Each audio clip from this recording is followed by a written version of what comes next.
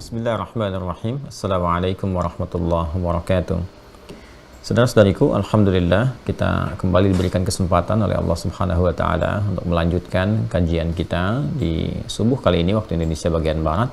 Baiklah, kita akan mencoba melanjutkan apa yang telah kita uraikan di pertemuan yang lalu tentang penawar penyakit nifak, yang dengan izin Allah semua itu bisa mengentaskan berbagai hal yang mengontaminasi insan beriman atau yang mengaku beriman sehingga terjebak dalam situasi munafik, yang dengan itu diharapkan semoga seluruhnya kembali kepada keadaan yang baik, kemudian juga dapat meniti amal soleh dan berkumpul dalam ridha Allah Subhanahu wa taala.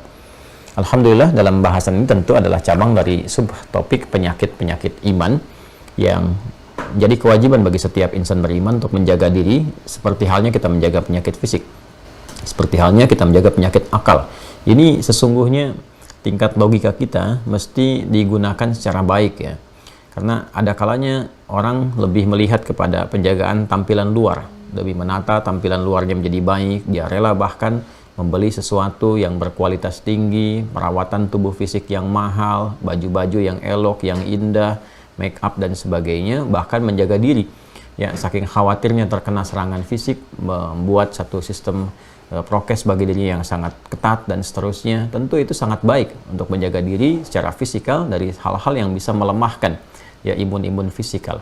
Namun demikian tidak kalah penting, level di atas itu adalah akal kan? Jadi fisik itu bagian terluar sebetulnya ya, tingkatan terendah dari tiga bagian yang pokok dalam anatomi manusia.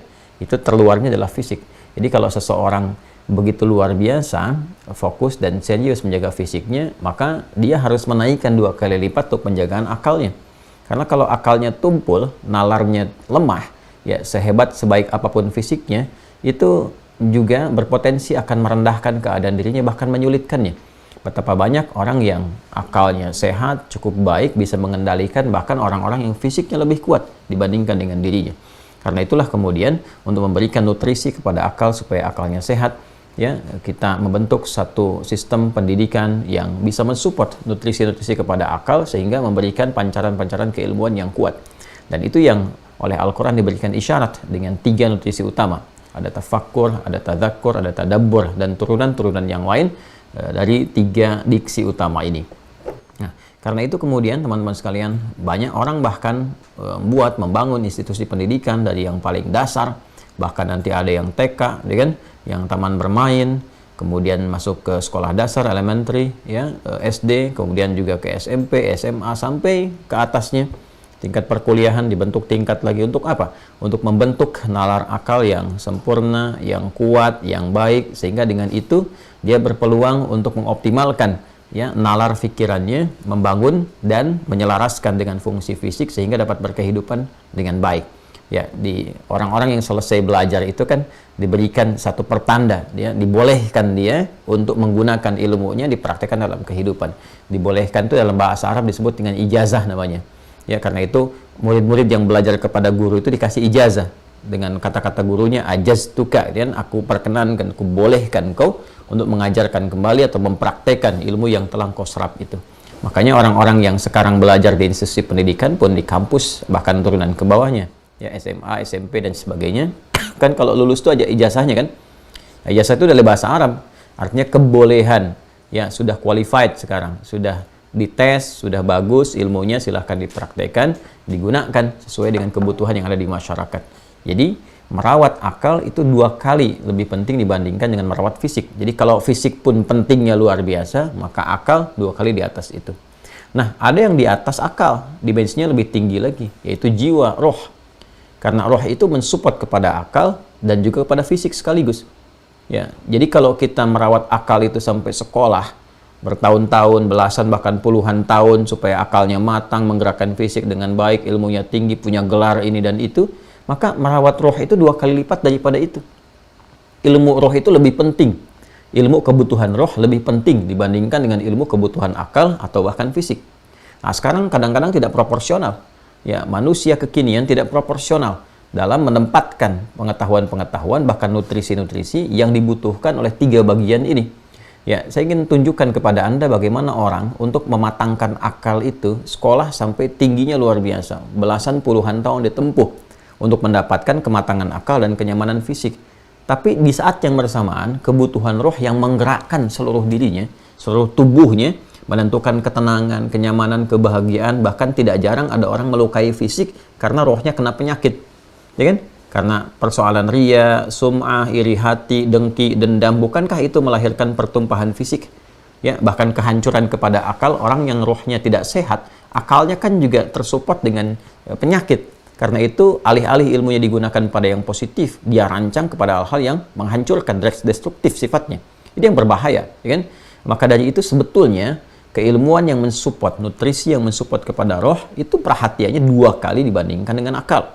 Ya, kalau kita ke fisik sangat penting, akal 2 kali daripada fisik, roh itu 2 kali daripada akal. Jadi seharusnya 6 kali lebih penting dibandingkan dengan kebutuhan fisik. Penjagaan, perawatan, prokes kepada roh, dan sebagainya. Sholat yang kita bawa sampai ke akhirat, betapa banyak ya orang-orang didapati saat ini untuk paham saja, bahkan tidak mampu sampai ke sana. Dari sekian ribu kali ruku dan sujud, berapa persen bacaan sholat yang dipahami? Ya, Anda bisa bayangkan, sedangkan itu nutrisinya roh. Ya, adapun hal-hal terkait dengan fisik, wah itu bisa stadium general dulu, pelatihan dulu, training dulu, macam-macam sampai sempurna. Ya, bisa dilakukan untuk mendapatkan kebutuhan fisik, yang keluar pun jadi kotoran juga. Ini kebutuhan akhirat sampai pulang, ya, ilmu fikih tentang sholat, tentang zakat, tentang puasa, tentang haji, yang sesungguhnya membawa dan mengantarkan pada kehidupan abadi, yaitu yang kurang rasanya untuk dipelajari dan dimantapkan dalam kehidupan.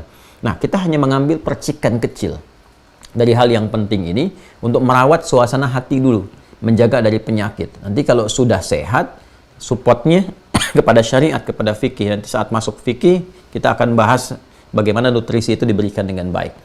Nah, di pertemuan yang lalu kita telah sampaikan tentang bagaimana merawat, menjaga penyakit-penyakit yang bisa mengontaminasi kepada iman, ya, yang ada dalam hati, dalam roh. Karena iman itu adalah titik spiritnya, nuatnya, ya, yang ada dalam jiwa takwa itu puncaknya harus dijaga, dirawat dengan baik. Sebab kalau imannya bagus, imunnya kuat dan amannya muncul. Ya, ini kesatuan, satu kesatuan. Jadi orang iman itu cirinya merasakan keamanan. Aman itu ketentraman, kedamaian dalam jiwa, aman dari kegelisahan dunia, dan aman dari ancaman akhirat. Ya, jadi faulaika lahumul amnu, dan mereka mendapatkan keamanan, ketentraman. Jadi kalau orang imannya bagus, maka imunnya kuat dan dia merasakan keamanan dalam jiwa dan perilaku kehidupannya.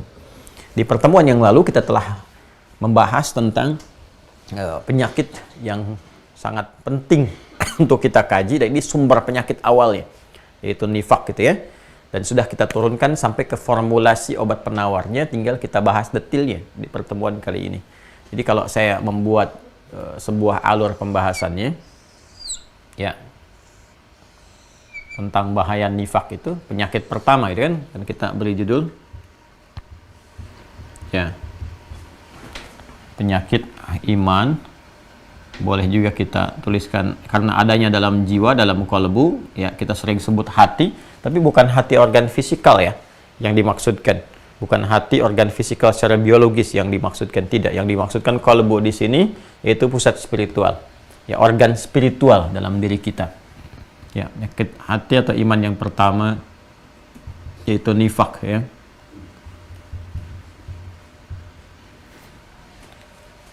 Alur pembahasannya begini, ya, Sondron. Saya berikan alurnya dulu ya supaya kita mudah untuk mencernanya. Ini berkali-kali saya turunkan, tapi belum saya lengkapi sampai yang terakhir. Jadi saya akan berikan cepat. Di sini Sondron, kemudian di sini ada kalbu, ya. Di kolobon nanti saya padukan dengan dalilnya untuk memudahkan pemahaman kita. Di sini ada nafsun, nafas, kan? Di nafas ada, nah ini kita turunkan. Di sini takwa. Di sini kemudian ada iman. Ini ada 6 simpul. Ke sini ada fujur. Kita berikan garis seperti ini, ya. Dan ini bisa bocor begini, ya. Harusnya seperti ini supportnya. Baik ya. Nah, dari sini nanti masuk ke akal, ya. Dari sini masuk ke fisik, bagian terluarnya, ini eksekusinya. Di sini menjadi perbuatan, amal. Ya, ini masih standar nih. Ini kalau yang saya kurungi ini masih netral, bisa saleh, baik. Kemudian bisa salah, buruk atau su. Ya. Ini alurnya ya. Jadi yang normal itu ini, yang normal dari sini nih. Ya, dan support kepada yang normal itu nanti ada malaikat. Ya. Ini bisa Anda temukan detail dan dalil keseluruhannya teman-teman sekalian pada video-video sebelumnya. Ini kita sudah edisi ke-58. Jadi sudah kurang lebih 58 video. Rata-rata 2 jam kita gali ya, dan ini saya terangkan detail. Sebelum masuk ke sini ini sudah kita terangkan dulu di simpul yang kedua. Jadi kalau Anda lihat bagan seperti ini, Anda kembalikan ke simpulnya. Ya, jadi kalau saya tuliskannya berarti ini simpul yang kedua, kan? Seterusnya. Nah, ini normalnya begini. Ini support ke sini, kan mensupport jiwa takwa, karena malaikat juga diciptakan dari materinya takwa, surah 66 ayat yang ke-6. Kemudian dia support ke sini. Nah, ini yang normalnya. Dari nafas ke kalbu, dari kalbu ke sodron, dari sodron ke sini, ke akal diikat di sini. Kemudian diinstruksikan, sifatnya instruktif ini. Ya. Kalau dari sini ke sini data, ya. Diikat jadi informasi. Nah, tembuskan ke sini, nanti baliknya jadi pengetahuan, ke sini instruksi. Ya. Jadi diketahui dari sini, karena itu nanti ada ayat wala taqfu ma laysa laka bihi ilmun, ya kan? Innas sam'a wal basara wal fuada kullu ulaika kana anhu mas'ula. Ya, Quran surah ke-17 ayat 36. Jangan kamu bersikap, bertindak mengikuti sesuatu yang tidak punya dasar ilmu. Ilmu kan masuknya dari data dulu. Kalau dari sini dari fisik, dari telinga, pendengaran, dari penglihatan mata, masuk kan jadi data. Diikat oleh akal jadi informasi, ditembuskan jadi pengetahuan. Jadi kalau sudah lewat fase ini jadi informasi. Ya, info ke sini, balik jadi pengetahuan yang sifatnya instruktif. Ya, jadi diinstruksikan kemudian untuk merespon.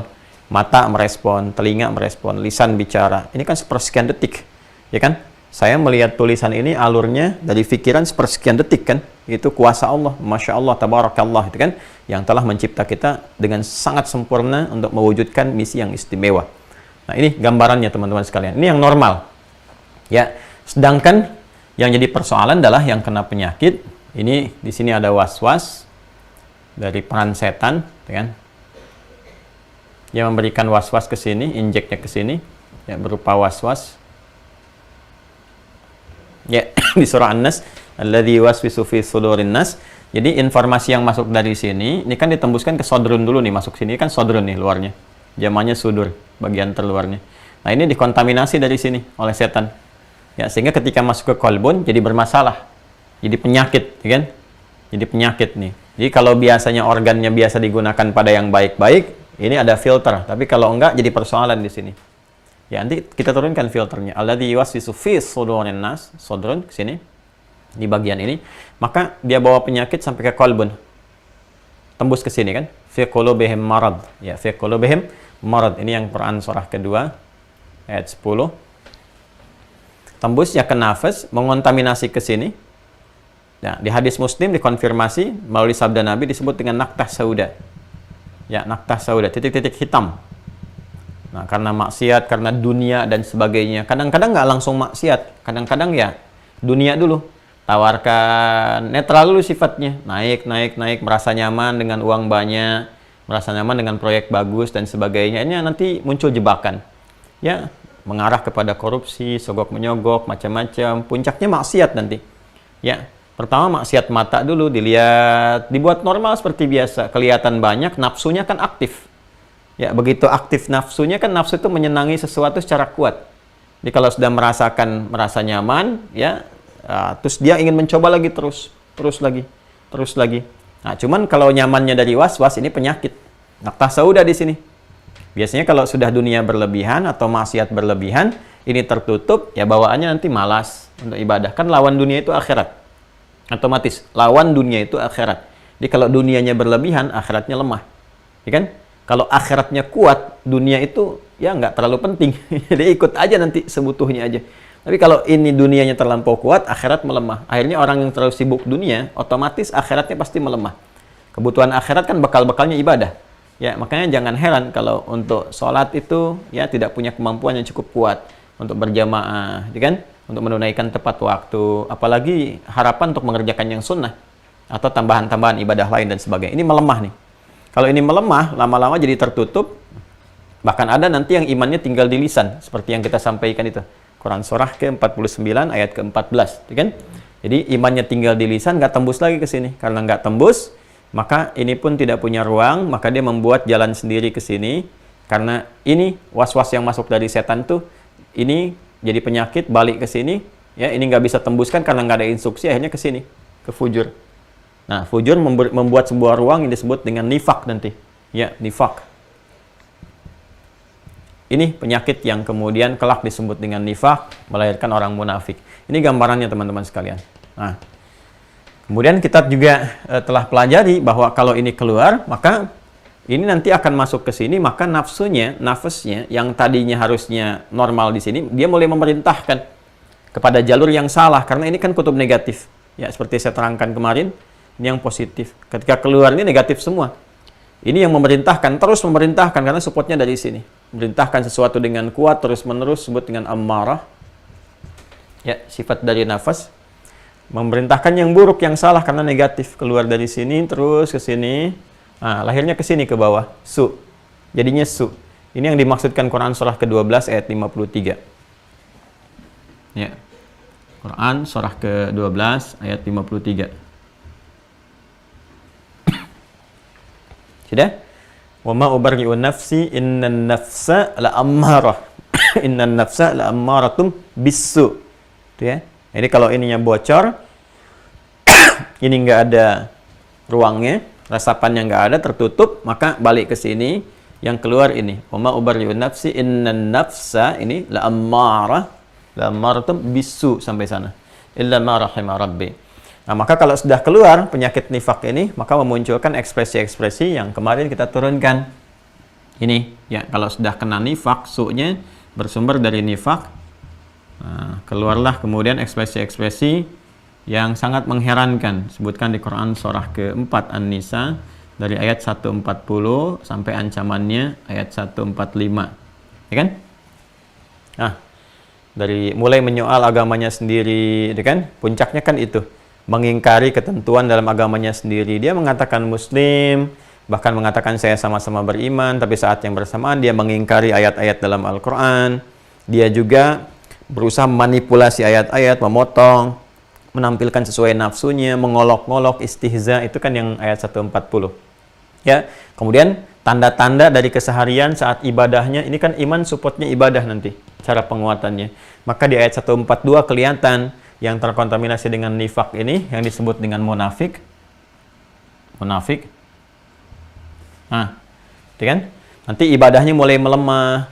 Ya, innal munafiqina yukhadi'una Allah fa huwa khadi'uhum wa idza qamu ila sholati qamu kusala, ya kan? Salatnya sudah mulai malas-malasan, zikirnya sedikit, wala yadhkurunallaha illa qalila. Yang sedikit pun tujuannya untuk mensupport ininya, su-nya. Ya, jadi hanya untuk dunianya, maksiatnya dan sebagainya. Dan bahkan yang paling menarik di penghujung ayat 140 di Quran surah 4 itu malah sekutunya dengan orang-orang yang tidak beriman. Ya, makanya Allah katakan di situ, Allah firmankan innallaha jami'ul munafiqina wal kafirina fi jahannama jami'a. Jadi jangan heran kalau ada orang-orang yang kena nifak kemudian jadi munafik, dia mengatakan saya beriman juga kok, saya muslim juga kok, tapi dia lebih membela kepada orang-orang yang tidak beriman, bersekutu dengan mereka, ya kan? Sementara menjelek-jelekan agama sendiri, apa yang kemudian dia klaim sebagai dia beriman, dia berislam dan sebagainya. Nanti isyaratnya banyak tentang itu. Turunan dari sini tuh pecahannya banyak sekali detailnya. Ya, nanti ada di Quran surah ke-2 Al-Baqarah dari ayat 14, kan? Kemudian dikuatkan lagi di Quran surah ke-2 ayat 76, ya.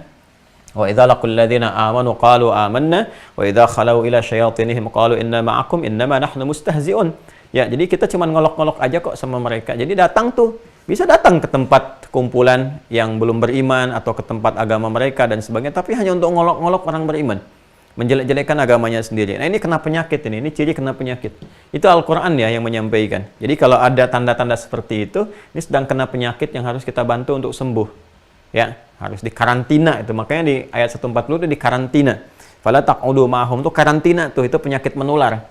Jadi kalau difasilitasi, didengar, Ya, dibikin seminar, stadium general, webinar, bikin Zoom hanya untuk mendengar seperti itu. Itu menular, penyakit menular. Jelas sekali ayatnya mengatakan, innakum idzam mithluhum. Kalau kamu simak, kamu ikutin, lama-lama seperti itu nanti jalannya, kena penyakit juga. Jadi ini menunjukkan bahwa nifak itu menular. Awas. Ini menular. Ya. Ini Masya Allah kalau kita keluarkan ayatnya, sebenarnya ini ya, ini ketemu semua tuh. Dan itu nyata. Nyata pasti akan ditemukan. Ya, innakum idzam mithluhum innallaha jami'ul munafiqin wal kafirin. Karena mereka berkongsinya, bersekutunya dengan orang-orang yang memang tidak beriman atau belum beriman dalam kehidupan dunia itu, ya, dan punya rasa kepada insan beriman. Atau yang paling menarik, kafirun itu kan itu sifatnya masih netral itu, ya, secara umumnya. Netral itu dalam pengertian dia belum beriman tapi juga tidak menyakiti. Kalau menyakiti nanti kufar, ya, kufar. Tapi walaupun tidak menyakiti, sifat kafirun itu senang kali kadang-kadang suka ngajak. Menyerang tidak, menzolimi tidak, tapi ngajak-ngajak iya, ada unsur itunya. Makanya di surah Al-Kafirun itu kan turun karena sifat-sifat yang suka ngajak. Menyakiti tidak, tapi ngajak-ngajak. Ya, supaya keluar dari keyakinan-keyakinan itu dengan macam-macam caranya. Ya Muhammad SAW, kita tidak usah berselisih, nggak usah perang, kan? Ya sudah, kita kolaborasi saja. Malam ini kami nyembah Tuhan engkau nyembah Tuhan kami besok-besok, gitu, seperti itu. Jadi sifatnya bisa ngajak-ngajak walaupun tidak langsung menyerang dan sebagainya. Makanya kita diminta oleh Allah berlindung ya dari hal semacam itu, karena kadang-kadang ya boleh jadi nggak secara fisikal, tapi dengan harta, dengan kedudukan, dengan kata-kata manis, rayuan dan sebagainya, itu bagi orang yang lemah bisa meluluhkan.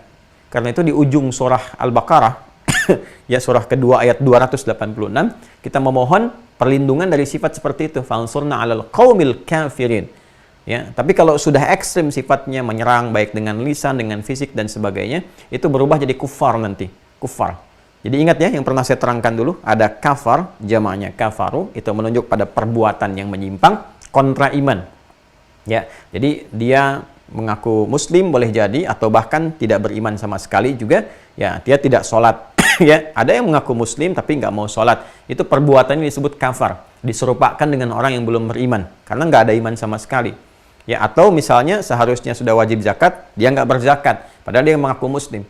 Karena itu ketika Allah menyindir harta yang dia dapatkan, sudah wajib untuk disyukuri, dia nggak syukuri, disebut kafar ya perbuatannya. Di Quran surah ke-7 itu ayat ke-14, Quran surah kembali surah 14, suka ketukar. Surah 14 ayat 7. Quran surah Ibrahim, kalau 7 Al-A'raf. Surah ke-14 Ibrahim ayat ke-7. Wa idz ta'adzana rabbukum la in syakartum la azidannakum wa la in kafartum. In kafar, menggunakan kafar di situ. Dan jika engkau ya tidak menunaikannya, berpaling, menutup diri, tidak mengerjakan itu, dan dia masih mengaku ya Islam dan seterusnya tapi tidak mengerjakan, inna adzabi lasyadid, maka diancam dengan hukuman.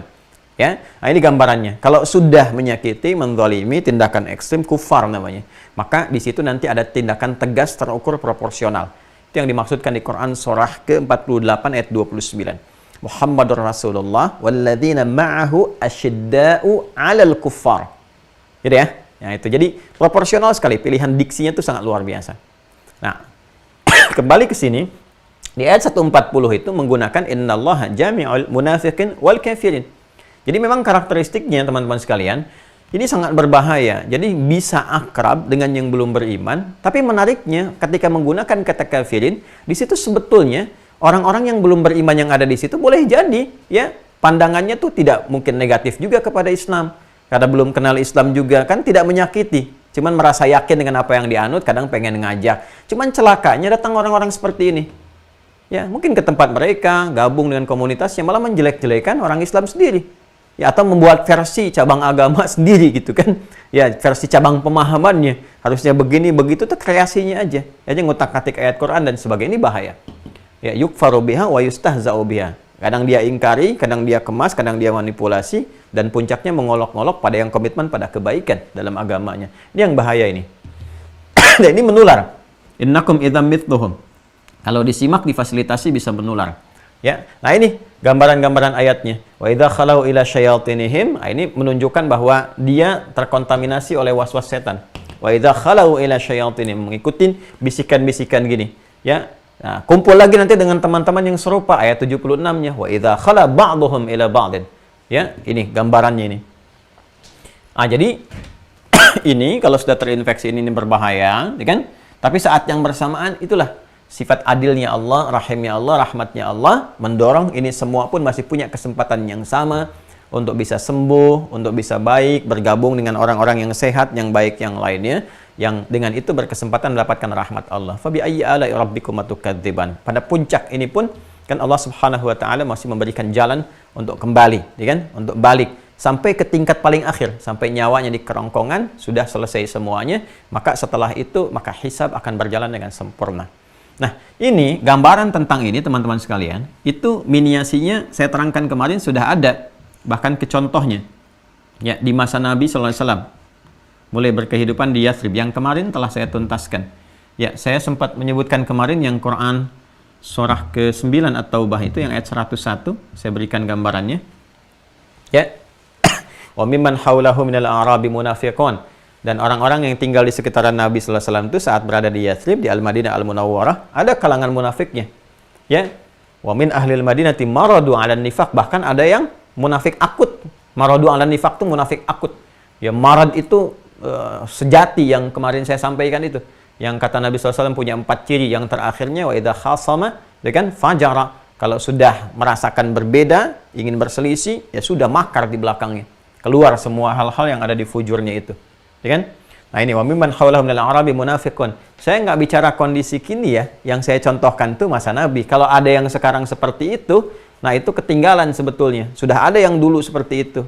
Dan kita sudah diberi contoh cara mengatasinya. Karena itu kita bisa mengambil pelajaran dari masa-masa orang dulu bagaimana Nabi memberikan terapi kepada mereka berdasarkan petunjuk wahyu. Cuma nanti pilihan kembali kepada orang-orangnya. Yang mau sembuh ada, yang bertahan dengan sifat nifak sampai wafat juga ada contohnya. Seperti Abdullah bin Ubay bin Salul dan seterusnya. Nah, maka ini pelajaran penting bagi kita untuk mengambil hikmah dari masa-masa lalu itu untuk dibawa dan mengatasi persoalan kekinian yang mungkin kita hadapi. Boleh jadi kalau ini digambarkan contohnya ada, diperingatkan kita, artinya apa? Peristiwa itu dimungkinkan terjadi di masa depan. Kan saya pernah menyampaikan salah satu rumus dalam tafsir. Jika tidak disebutkan siapa tokohnya, kapan kejadian tepatnya, ini menunjukkan bahwa peristiwa dimaksud akan terjadi lagi di masa depan dengan tokoh yang berbeda, ya kan? Suasana yang berbeda, tapi substansinya serupa, sama-sama begitu.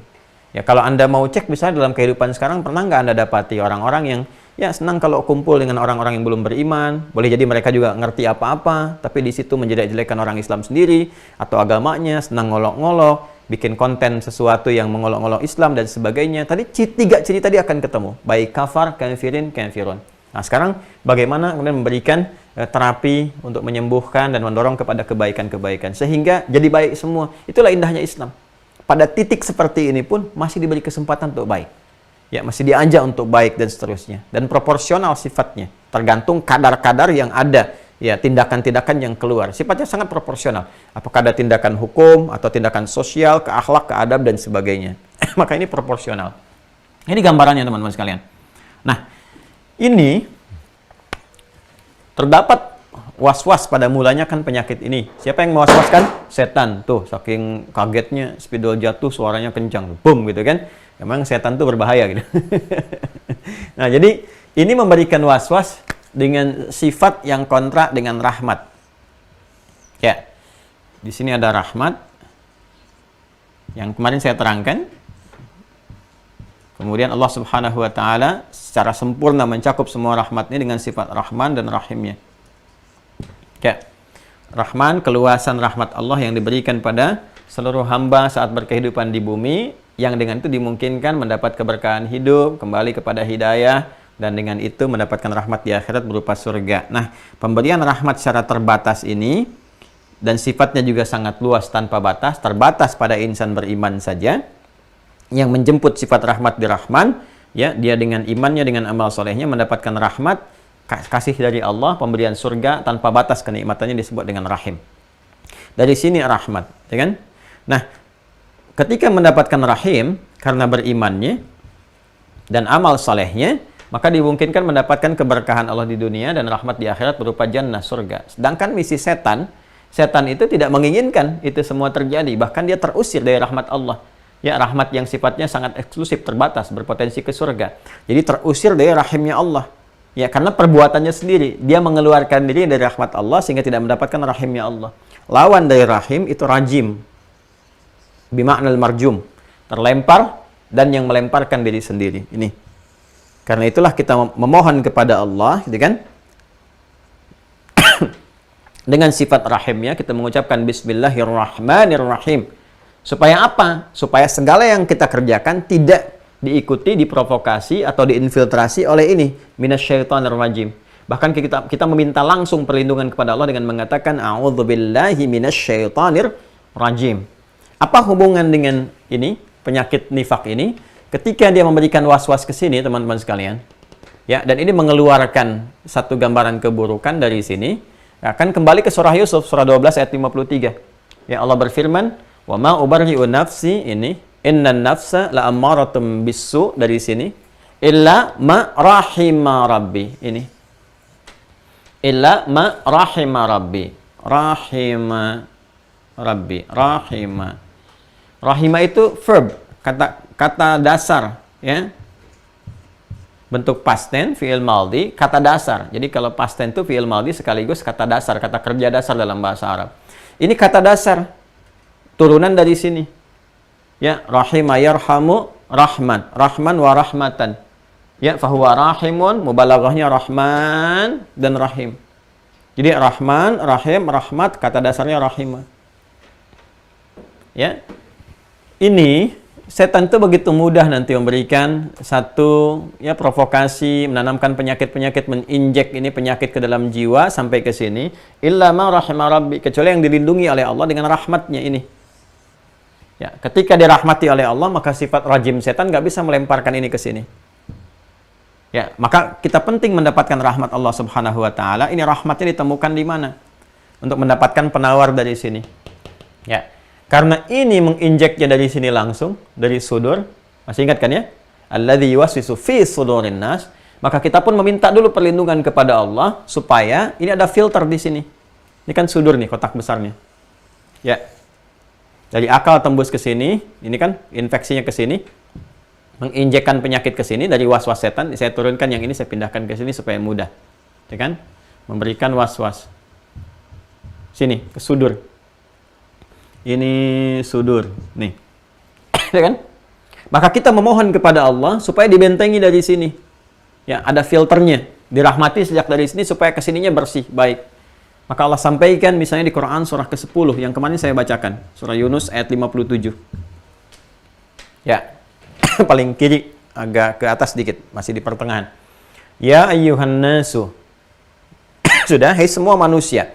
Jadi kesempatan untuk memperbaiki jiwa itu diberikan oleh Allah kepada semua manusia. Ya, karena itu setiap hamba itu mendapatkan peluang menjadi baik, untuk mendapatkan hidayah. Sinyalnya diberikan. Cuman hambanya mau nggak ya mengejar area-area yang menguatkan sinyal itu. Gambarannya kan begitu. Di surah Al-Ankabut tuh, ayat yang terakhir, walladzina jahadu fina lanahdiyannahum subulana. Kalau mau mereka mengejar sinyal-sinyal hidayah, kalau Anda mau telepon nggak ada sinyal kan Anda keluar dulu, cari kan? Cari sinyal. Nah, demikian, hidayah juga begitu. Kalau di tempat pekerjaan Anda, ada yang belum mendekatkan diri kepada Allah, cari tempat lain yang bisa ke masjid, bisa sholat dengan nyaman, ketemu orang-orang soleh. Kalau bertetangganya nggak menjadikan Anda dekat dengan Allah, cari tempat lain yang lebih baik. Ya kan? Berusaha. Itu mencari sinyal. Walladzina jahadu fina lanahdiyannahum subulana. Kadang lewat pandangan, lewat pendengaran, ya. Ya, kadang-kadang lewat tayangan-tayangan, kok tiba-tiba muncul di beranda tentang tausiah, kok senafas selaras dengan kebutuhan kita, kayaknya sama dengan masalah kita, itu kan hidayah namanya. Begitu Anda kejar, dapat sesuatu. Ya kan? Ya ayyuhan nasu, tanpa kecuali. Hei seluruh manusia tanpa kecuali. Qad ja'atkum mau'izatum mir rabbikum. Ya, sungguh telah datang keterangan, ya, nasihat-nasihat. Nah, Allah kasih nasihat mau'izah. Ya, nasihatnya kan lewat firman, karena mir rabbikum, ya, dari Rabbu, tentunya berupa firman. Ya, mau'izah langsung dari Allah. Anda itu dengar mau'izah hasanah dari ustadz aja merasa nyaman. Ustadz fulan, enak. Sekarang Allah langsung yang berikan. Ya. Sedangkan keterangan-keterangan firman-firman terkumpul di mana? Di Al-Quran. Maka harus kita lacak di Al-Quran. Wa syifa'ul lima fis sudur. Awas, hati-hati tuh. Wa syifa'ul lima fis sudur. Ya, ini dan ini bisa menjadi syifa, filter tuh, obat, penawar. Lima fis sudur, bagi apa yang di dalam sudur ini. Jadi setan, dia punya peran alladzi yuwaswisu fi sudurin nas. Allah nggak akan membiarkan. Ya, Allah langsung berikan filter kalau ada yang mau menggunakan. Ya ayuhan nas, semua manusia tanpa kecuali, qad ja'atkum mau'izatun min rabbikum, telah datang kepada kalian dengan nasihat-nasihat, arahan-arahan, pedoman-pedoman, bimbingan-bimbingan langsung dari Rabbmu. Kita ingin mencari di mana ya Allah? Ya di Al-Qur'an. Firman Allah kan terkumpul semua di Al-Qur'an. Temukan di situ. Ya kan? Wa syifaa'ul lima fis sudur. Dan ini kalau Anda bisa gunakan dengan baik yang ada di sini, ini bisa menjadi filter pertama. Jadi bukan hanya mengobati yang di sini, mencegah sebelum datang ke sini. Bukankah Anda mengatakan mencegah lebih baik daripada mengobati? Ya kan? Ya, wa huda wa rahmatul lil mu'minin, rahmat. Dan di dalam ini bukan hanya ada mau'izah berbentuk syifa. Jadi syifa, kemudian hudan sudah kita bahas, rahmat ini. Ini dia teman-teman sekalian. Jadi di sini ada rahmat, otomatis kalau rahmat kan lawannya ini. Jadi kalau kita benar-benar mendekat kepada Al-Quran dengan baik, mengeluarkan formulasinya untuk mengentaskan ini semua, satu kita punya filter di sini. Air kalau ada filternya kan nggak keruh. Ya kan? Iman juga begitu, kalau ada filternya nggak akan keruh. Kalau sudah masuk ke sini, jadi hudan, jadi petunjuk yang baik, masuknya ke sini. Kalau terkontaminasi di sini, dapat rahmat, diperbaiki di sini. Kan? Lil mu'minin, bagi orang yang punya iman. Kemarin sudah saya terangkan, al-mu'minin. Ya, lil mu'minin. Ya, jadi jar. Ya kan? Kemudian ini jamak dari kata mu'min. Mu'min itu pemilik iman. Ya, sedangkan iman adanya di sini. Nah, jadi jelas semua ayatnya. Nah, sekarang kita pengen cari kan, sampai kita temukan yang 4 kemarin, ya kan? Ketika kita pengen dapatkan ini semua, teman-teman sekalian, adanya di Quran. Maka dikuatkan dulu oleh Allah, ya, Subhanahu wa ta'ala untuk menguatkan ini, maka diberikan takkid. Ya, ada di Quran surah ke-17 itu, ayat 82. Kemarin kita kesini dulu kan? Wa nunazzilu minal Qur'an. Dari mana taunya mau'izah itu Quran? Itu nanti ditafsirkan di sana. Ya, tadi kan di ayat ini ya ayuhan nasu qad ja'atkum mau'izatun mir rabbikum. Ini kan mau'izah. Ya. Dari mana bisa tahu yang dimaksud mau'izah ini? Al-Qur'an. Ya, secara nalar logika sih kita pahami udah pasti Quran. Karena kan nasihat dari Allah, bimbingan, pedoman dari Allah. Ya, di mana lagi ditemukan selain dari firman-Nya di Al-Qur'an. Tapi supaya nggak ada kesan tebak-menebak, ya, hanya pendapat dan sebagainya, kita turunkan dalilnya. Maka di sini dikuatkan. Wa nunazzilu minal Qur'ani, nah, ma huwa syifaa'un, ini, wa rahmatun lil mu'minin. Ini. Sama kan ujung ayatnya kan? Ma huwa syifaa'un wa rahmatun lil mu'minin. Dan kami turunkan dari Al-Qur'an itu yang kemarin kita bahas, ma huwa syifa', syifanya ketemu, ya kan? Wa rahmatun, rahmatnya ada, lil mu'minin, sama. Terus hudannya ada di mana? Di Al-Baqarah ayat 185. Ya. Bahkan Quran surah kedua ayat 185 yang langsung menyebutkan Qur'annya. Syahrul Ramadan alladzi unzila fihi al-Qur'an hudan linnas. Hudan. Ini kan ya ayuhan nas. Quran surah 10 ayat 57 kan ya ayuhan nas. Ya, oleh Allah diterangkan lagi langsung. Syahrul Ramadan alladzi unzila fihi al-Qur'an hudan linnas. Jelas ya? Jadi hudannya ketemu, syifanya ketemu, rahmatnya ketemu. Intinya apa? Penawar untuk ini adanya di Al-Qur'an. Syifanya ada di Al-Quran. Ini kaitan ini ya, lajur pembahasannya gitu. Jalurnya seperti ini, membahasnya begini, korelasinya bertemu di sini. Jadi nggak ada yang nggak sesuai dalam Al-Quran. Ini yang kemarin saya sampaikan antara siyak, sibak, dan lihak. Apa yang kita bahas, korelasi dengan sebelum dan setelahnya di ayat. Itulah keistimewaan Al-Quran. Ya. Ini udah ketemu dari sini, berarti kita akan temukan syifa, ya kan? Baik dari filternya juga penawarnya, dan rahmat. Serta petunjuk nanti untuk memperbaiki hudannya. Udah ada semua.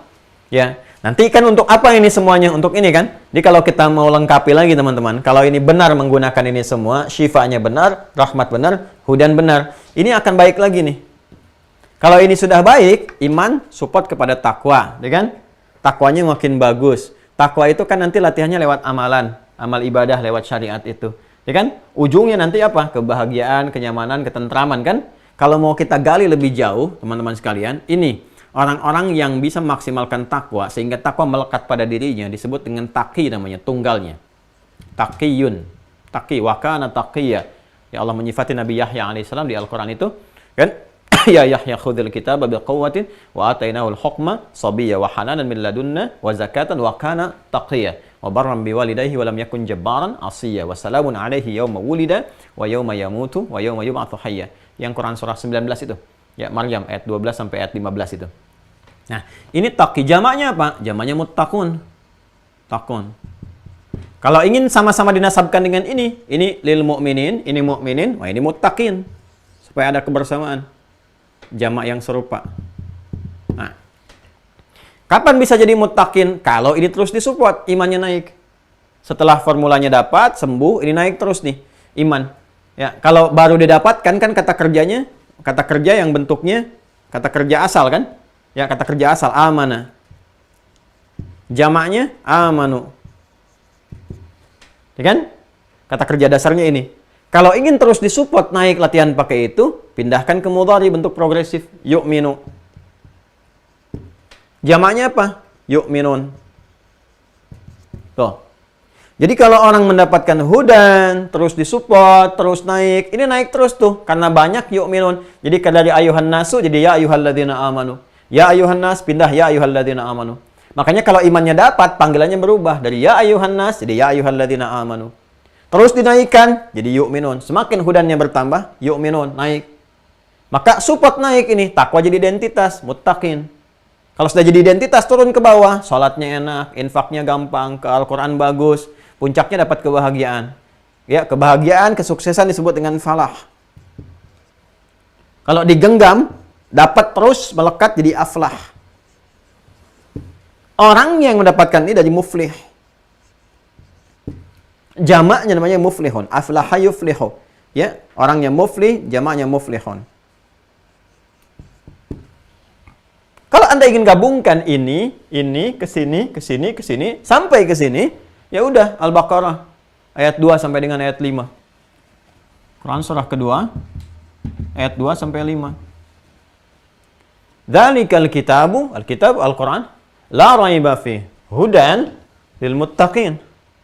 Alladzina yu'minuna bil ghaibi wa yuqimuna as-salah tadi wa mimma razaqnahum yunfiqun infaq walladzina yu'minuna bima unzila ilaik al-Quran wa ma unzila min qablik wa bil akhirati hum yuqinun ulaika ala hudam min rabbihim wa ulaika humul muflihun. Kalau mau ke surganya langsung ambil surah Al-Mu'minunnya, pemilik-pemiliknya. Langsung ke Firdausnya dari ayat 1 sampai dengan terus ke 9 sampai ke 11 kalau mau, gitu kan? Ya, kita akan temukan di situ. Ya, ulaika humul warithun alladzina yarithuna al-firdausa hum fiha khalidun. Ini gambarannya teman-teman sekalian. Jadi semuanya tuh lengkap sekali, Masya Allah, gitu ya. Ya karena firman Allah udah pasti itu, ya udah pasti sempurna gitu. Ini gambaran asalnya. Nah, sekarang kalau kita ingin keluarkan formulasinya, dapatlah kita yang 4 kemarin. Bagaimana kita bisa mendapatkan penawar semua ini untuk bisa memperbaiki yang ini? Ya, maka kita dapatkan kemarin 4 penawarnya di Quran surah keempat, kan? Ayat 156 kan kemarin? 146. Ayat 146. Ya kan? Illal ladzina tabu, ini yang kemarin kita berhenti di sini. Taubat. Wa aslahu, islah.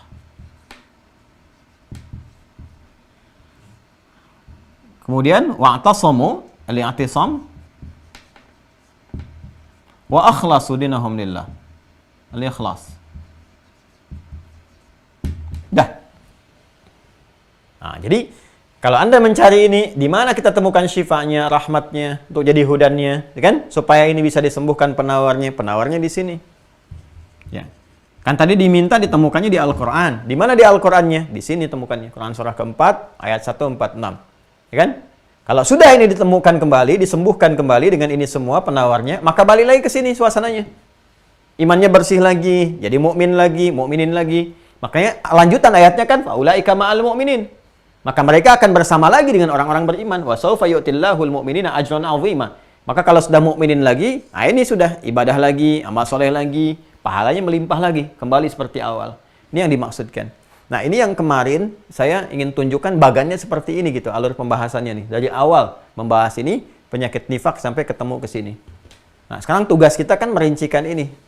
Ya, 4 penawar ini. Itu kita berhenti di sini kan kemarin. Nah, ini mukadimah. Sekarang yuk kita detilkan. Tobat dan islah. Kaitan dengan rahmat dan turunan-turunan ini. Masih ingat tadi teman-teman sekalian? Ya. Ini kan gambarannya dari sini penyakit ya, ke nafas.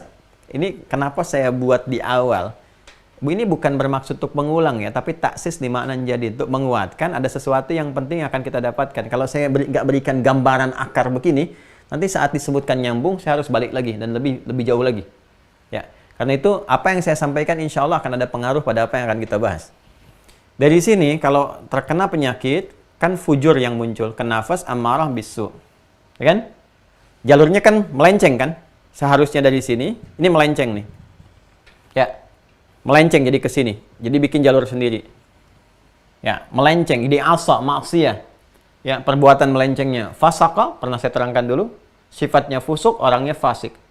Karena ini asalnya nggak punya sesuatu, ya, terus dia menyandarkan kepada setan, was-was setan sehingga bikin jalur sendiri. Menyandarkan pada sesuatu ya seperti yang lemah kemudian pakai pegang tongkat disebut dengan aso namanya. Ya, tongkat bahasa Arab disebut dengan aso. Perbuatannya disebut dengan maksiat. Muncul sendiri ke sini. Maka keluar su. Nah, karena jalur yang salah, kalau ini saya buat jalur begini harusnya lurus.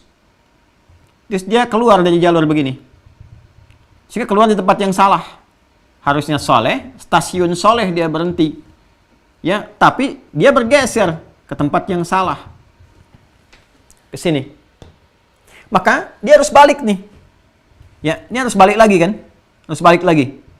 Kembali kepada jalur yang benar lagi. Bisa percepatan ke sini, bisa kembali ke awal ke sini. Awas nih. Makanya nanti orang-orang yang walaupun pernah terkontaminasi oleh penyakit dan sebagainya, kalau sembuh dan sembuhnya bagus, bisa ada percepatan tuh, bisa ada lompatan. Bisa lebih soleh dari orang-orang sebelumnya yang biasa. Tapi kalau misalnya ini akut, ya baliknya ke sini lagi, mulai lagi, belajar lagi dari awal dan sebagainya. Ini kembali kepada jalur semula yang benar, kembali kepada jalur yang benar, itu bahasa Arabnya disebut dengan taba. Ya. Taba yatubu. Taba yatubu. Sifatnya, keadaannya disebut dengan taubah. Taba yatubu taubatan. Nih. Pelan-pelan ya. Jalurnya salah nih, pengen balik lagi. Maka verbnya dinamakan taba namanya. Yatubu. Kembali ke jalur yang benar. Ya. Makanya kalau orang belajarnya pengen baik lagi, kembali ke jalur yang benar tapi lewat YouTube, nah ini dipakai tasdif. Taba yatubu YouTuban. Taba yatubu YouTuban. Sorop orang sekarang gitu kan. Jelas ya? Ini taba. Kembali ke jalur yang benar. Sudah? Sifat keadaannya disebut dengan apa? Taubah. Orang yang kembalinya ya disebut taib. Taibun. Dan kesungguhannya untuk kembali disebut tawab.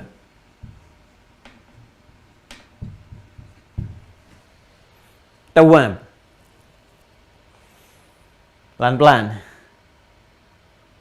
Dan Masya Allah, Allahu Akbar gitu kan. Ketika Allah menerima orang-orang kembali ini dan bahkan memberi petunjuk untuk kembali, untuk balik. Itu sifatnya pun disamakan dengan seluruh diksi-diksi ini. Ya. Allah menerima tobatnya, Allah yatubu alaihi. Kemudian apalagi misalnya sifat Allah yang menerima orang yang sungguh-sungguh disamakan sifatnya dengan tawwab. Ya. Bukan menyamakan keadaan Allah, tidak. Walaisa kamitslihi syai'. Enggak ada yang serupa dengan Allah Subhanahu wa taala. Allah ingin memberikan gambaran seperti engkau sungguh-sungguh begitu, seperti aku itulah serius merespon sesuai dengan kesungguhanmu. Bahkan lebih daripada itu. Ya, engkau merangkak dalam hadis qudsi kan, dia kan menjemput dengan berjalan. Dia berjalan, berlari. Maksudnya apa? Allah tuh lebih serius lagi. Ya, lebih sungguh-sungguh lagi karena cinta Allah tuh begitu dalam kepada hamba. Jadi kalau ada hambanya sedikit mengoptimalkan sesuatu untuk ibadah, Allah jemput dengan luar biasa. Ya, ini sifatnya, sifat ketuhanan yang begitu dahsyat dalam memberikan perhatian kepada hambanya. Itu gambarannya, ya. Nah, jadi ini teman-teman sekalian bahwa sesungguhnya ini yang seringkali saya utarakan mengutip pernyataan ulama di masa lalu, ya, bahwa Allah itu sangat mencintai pelaku maksiat yang taubat, ya. Allah sangat mencintai pelaku maksiat, orang salah yang mau taubat dibandingkan orang soleh yang tidak pernah merasa salah. Jelas ya? Nah, jadi ketika ini kembali pun kita dapatkan apa? Rahmat didapatkan lagi, rahim tuh lewat rahimnya. Disatukan dengan tawab, sering kita dapatkan kan? Innallahu wat tawwabur rahim, tawwabur rahim, tawwabur rahim. Ini menerima orang yang mau sungguh-sungguh kembali kepada jalan yang benar. Nah, sekarang jadi formulasinya sudah ketemu nih sekarang ya. Taubat itu apa? Ini taubat itu kembali kepada jalan yang benar, ya. Setelah tersesat di jalan, ini salah, ada penyakit, balik lagi untuk memperbaiki lagi. Nah, sekarang bagaimana caranya ini? Ya, cara untuk bertaubat itu. Maka di sini kemudian dimotivasi dulu oleh Al-Quran. Ya, sebelum diberikan caranya, didorong dulu, diingatkan dulu. Maka muncul Quran surah keempat, ya kan ini sama-sama di Quran surah keempat, ya penawarnya, maka diingatkan dulu di Quran surah keempat, An-Nisa, ayat 17 sampai 18. Masih ingat jalur ini? Nih, lihat ya apa yang saya tunjukkan. Fujur, ammarah, su kan sampai ke sini. Jadi kalau sudah salah, ini bisa dilihatnya di sini nih. Apakah imannya, hatinya berpenyakit, kalbunya kena nifak, bisa dilihatnya di sini. Ya, yang di Quran surah 4 ayat 140 itu. Istihza, mengolok-ngolok, ya, anti agama, mengaku muslim tapi bermasalah dan sebagainya. Ini su namanya. Ya, maka di sini dimotivasi dulu di Quran surah keempat ayat 17. Kita mulai dengan 17. Innamat taubatu. Taubat. Adallahi. Sungguh, taubat yang dibenarkan, diterima oleh Allah itu. Jadi kalau ada orang melakukan perbuatan yang salah ini, su kan di sini? Su. Dimotivasi itu untuk balik, taubat, mau taubat. Ya, diberikan motivasi, innamat taubatu 'alallah. Sungguh taubat yang benar yang diterima oleh Allah Subhanahu wa taala. Taubat yang seperti apa? Lilladzina ya'maluna su'a bijahalatin. Nih, sini. Adalah taubat bagi orang-orang yang pernah salah jalan nih. Ya, salah jalan. Su'a bijahalatin, karena perbuatan jahalahnya. Jahalah itu kan lawan daripada ilmu. Ilmu ikatannya akal kan? Sudah saya sampaikan. Salah info dari sininya. Karena penyakit itu masuk ke sudur. Ya, alih-alih yang benar jadi salah olah bijahalah. Ya, atau sudah tahu benar, itu benar. Ya, tapi dilanggar juga. Udah tahu salah dikerjain juga. Itu jahalah namanya. Tsumma yatubuna min qarib. Nih, ada yatubu. Ya, ini motivasi pertama dari Al-Qur'an.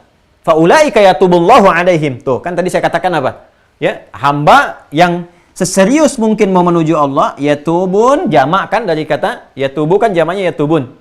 Innamat taubatu, taubatnya ketemu. Adallahi, Allah yang menerima. Lilladzina ya'maluna su'a, bijahalatin, thumma yatubuna min qarib. Yatubun, jamak karena hamba kan banyak. Faulaika yatubullahu alaihim. Perhatikan bagaimana hamba serius menuju Allah seketika Allah merespon dengan lebih baik dibandingkan dengan apa yang hamba tujukan kepadanya. Ini. Faulaika yatubullahu alaihim. Ya. Ini indah sekali, teman-teman sekalian. Ya, dan nanti kita dapatkan formulasi tawab, rahim, ketemu semua di situ. Ya, ini bagian pertama. Nah, apa motivasi yang Allah sampaikan di sini? Ya. Kalau engkau pernah berbuat salah, bahkan kena penyakit nifak, terbawa-bawa suasana lingkungan, ya nggak akan jauh lah dari dua hal. Kalau nggak dunia, maksiat. Nifak itu sumbernya. Ya, kalau nggak dunia, tadinya baik-baik, dikasih dulu jabatan, kedudukan, atau harta sedikit, dibayar cukup mahal dan sebagainya, udah diajak jalan-jalan, merasakan kesenangan dunia yang semata dan sebagainya, rusak tuh kalbunya. Ya, karena rusak keluar ini dan itu. Tapi ketika Allah menyampaikan ini, sudah pasti karena masih ada fitrah dalam jiwa. Dan di antara fungsi fitrah itu dua. Ya, satu cenderung memperbaiki diri kepada nilai keagamaan. Itu ada di Quran surah 30, Ar-Rum ayat 30. Ya, fa'aqim wajhaka lid-dini hanifa fitratallahi allati fataran nasa 'alaiha. Jadi masih ada kegelisahan dalam roh itu. Orang-orang yang seperti itu sebetulnya dalam hatinya juga masih ada. Ya, masih ada satu rasa gitu. Ya, untuk balik, untuk merasakan, untuk mencari yang lebih baik, yang benar. Ya, pada dasarnya fitrahnya juga menolak. Kalau harus dihukum, masuk neraka misalnya, atau diancam gini, itu nggak mau menolak. Itu tandanya masih ada fitrah. Yang kedua cenderung pada kebenaran. Ya, karena itu sepanjang masih ada kehidupan, itu masih terus disupport. Ya, keadilan Allah tuh memberikan support maksimal sampai dia mau sadar untuk balik kembali. Nah, intinya apa di sini? Intinya dalam suasana terkena nifak pun selalu ada kilatan dalam jiwa, dalam pikiran, dalam hati kita itu selalu ada jalan, sekilat itu. Apa mau sampai kapan seperti ini, gitu kan? Ya, terus kamu itu salah. Bahasa hatinya bisa begitu tuh. Kadang-kadang lewat kejadian tertentu dibenarkan. Kamu salah tindakan nih, kamu salah orang begini nih, dan seterusnya. Itu sebetulnya ada bagian-bagian tertentu jadi hidayah kalau mau dibaca dengan benar. Ya, kadang lewat mata, lewat telinga, lewat pendengaran, lewat penglihatan. Kadang-kadang dia harus ngolok-ngolok atau berbuat sesuatu pada orang yang mungkin dia nggak kenal sama sekali. Karena mungkin ada pesanan, ada ini, ada yang bayar, ada yang ini, ada yang itu. Tapi boleh jadi hidayah di sisi itu. Ya, kenapa kok saya kayaknya salah orang gitu, begini begitu. Ya, ada sentuhan dalam jiwanya. Nah, begitu merasakan itu, kata Allah, seketika kamu ambil itu. Ya, thumma yatubuna min qarib. Seketika cepat dapatkan itu. Sebelum apa? Sebelum datang kematian. Jadi puncaknya di ayat ke-18 nanti, kalau sudah terakumulasi kamu nggak ambil, su ini menjadi sayyiat. Kalau jamak nanti semakin buruk jadi sayyi. Sayyi itu semakin buruk. Dari su, kalau sudah dia kualitasnya bertambah buruk, sayyi, jamaknya sayyiat. Sayyiat. Su berbentuk perbuatan salah. Semakin kotor kesalahannya, semakin buruk sayyi. Allah ya dalam sayyi jiddan. Ini buruk banget nih, nggak pantas begini. Su ada udah jelek, kalau udah sayyi kotor sekali. Jamaknya sayyiat. Kalau sudah terakumulasi, kecil peluang taubatnya. Apalagi mendekati kematian. Ini yang paling bahaya. Makanya di ayat ke-18 yang jelas dikatakan, "Walaisatit taubatu lilladzina ya'maluna as-sayyi'at." Kata Allah, mumpung kamu ada kesadaran, lintasan-lintasan itu, cepat ambil peluang tobat. Nanti kalau udah terakumulasi, susah. Makin gelap, makin susah. Alih-alih tobat, nanti dapatnya istidraj. Kalau istidraj, malah yang melahirkan kebencian. Aneh, ngaku Islam tapi benci kepada Islam sendiri. Sudah nggak ibadah, ya ada rasa benci, tapi anehnya ngaku Islam. Ini yang paling berbahaya gitu. Luar biasa. Ya, sampai nanti serupa dengan orang-orang yang ingkar mendapatkan cap stempel di qalbunya, khatamallahu ala qulubihim, karena perbuatannya akumulasi ini. Walaisatit taubatu lil ladzina ya'maluna as-sayyi'at hatta idza hadara ahadahumul maut. Qala inni tubtul an. Nanti begitu tiba kematian, tiba nih sakaratul maut, baru ada panik dan sebagainya, panik tingkat tinggi. Ya, panik nggak? Panik. Ya, ini panik tingkat tinggi nih. Nih, luar biasa nih. Setelah panik baru mengatakan, ini tubtulan, aku tobat sekarang. Ya persis kayak Firaun kan waktu itu. Oh, saya beriman sekarang pada Tuhannya Musa, Tuhannya Harun dan sebagainya. Udah nggak ada waktunya. Udah selesai. Ya udah nggak berguna, udah nggak ada manfaat. Jelas ya teman-teman sekalian ya. Jadi ini pertama Allah sampaikan motivasi dulu. Sebelum masuk ke sini, ya jalan taubatnya Allah berikan gambaran dulu. Ya bahasa gampangnya gini lah, bahasa paling mudahnya. Hei, apa kamu mau diwafatkan dalam keadaan sedang munafik? Apa mau wafat dengan status munafik? Orang almarhum, anta al-munafik. Gitu kan? Di nisannya tuh kan, orang kan almarhum. Ya, dunia boleh menuliskan sama-sama almarhum. Di langit tertulis al-munafikun. Gitu kan? Ya, paling nanti saat masuk malaikat mungkar dan makir tuh enak aja nulis kamu di atas almarhum. Kamu tuh munafik. Bem! Ya. Fayudrabu fi jabhatihi bimitraqatin min hadid. Maka dipukul di antara dua pelipisnya itu di keningnya dengan palu godam yang sangat besar terbuat dari batu besi yang sangat dahsyat tuh. Kita nggak mau melihat menyaksikan itu. Ya, ini teman-teman sekalian. Ya, kalau bahasa gampangnya cepat taubat, jangan sampai wafat dalam keadaan maksiat. Dan ini pun satu juga motivasi kepada kita, satu penjaga yang kuat. Jadi kalau terfikir, terdorong berbuat maksiat, ingat saat itu wafat. Insya Allah sih yang seperti itu akan menjauhkan kita dari perbuatan buruk. Ya, itu guru-guru kami nasihatkan tuh. Ya, dari hadis-hadis, dari intisari ayat-ayat Quran. Ya, kata Nabi kan selalu ingat kematian, banyakin ziarah, main-main ya. Ziarah ke kubur, melihat bahwa satu saat kita tuh akan begitu juga dan seterusnya. Ya, yang paling cepat tuh begitu. Kalau ada dorongan, ajakan kepada maksiat, ingat bagaimana kalau wafat saat itu. Ini pun sama, bagaimana kalau belum tobat wafat? Bagaimana wafat dengan status munafik dan seterusnya? Nah, jadi sebelum menerangkan tentang ini, Allah sentuh dulu. Kamu masih nggak mau tobat, bagaimana kalau meninggal kamu itu statusnya munafik? Yang ancamannya tingkat tinggi itu tadi sudah saya terangkan. Bahkan asfalin minan nar. Ya, fidarkil asfali minan nar. Yang An-Nisa ayat 145 itu, innal munafiqina fidarkil asfali minan nar. Kemarin, yang saya bahas di video kemarin. Nah, setelah kita mengetahui ini semua, ada pertanyaan kan, ya Allah mau tobat ya Allah. Mau tobat. Gimana caranya? Pengen taubat sekarang. Ya, gimana caranya? Dan seterusnya. Maka pindah ayatnya. Banyak sebetulnya di Al-Quran ini. Ya. Kita coba satu-satu dulu ya. Quran surat 6 dulu, Al-An'am. Ayat 54. Deh. Quran surah Al-An'am ayat 54. Dari tengah ayat sampai ke ujung. Ya, kataba ala nafsi rahmah. Ya, kalau kita buka dari awalnya wa idza ja'akal ladzina ya yu'minuna bi ayatina, langsung Anda ke bawahnya. Sudah? Bagian ke ujung kataba ala nafsi rahmah. Sudah? Allah Subhanahu wa taala menetapkan rahmat ini. Tadi saya katakan kan? Ini balik lagi ke sini. Makanya saya tuliskan ini dulu tadi. Di Quran surah Yusuf kan illa ma rahimah rabbi, kita mengharapkan rahmat Allah. Formulasi dari sini ada rahmat nih.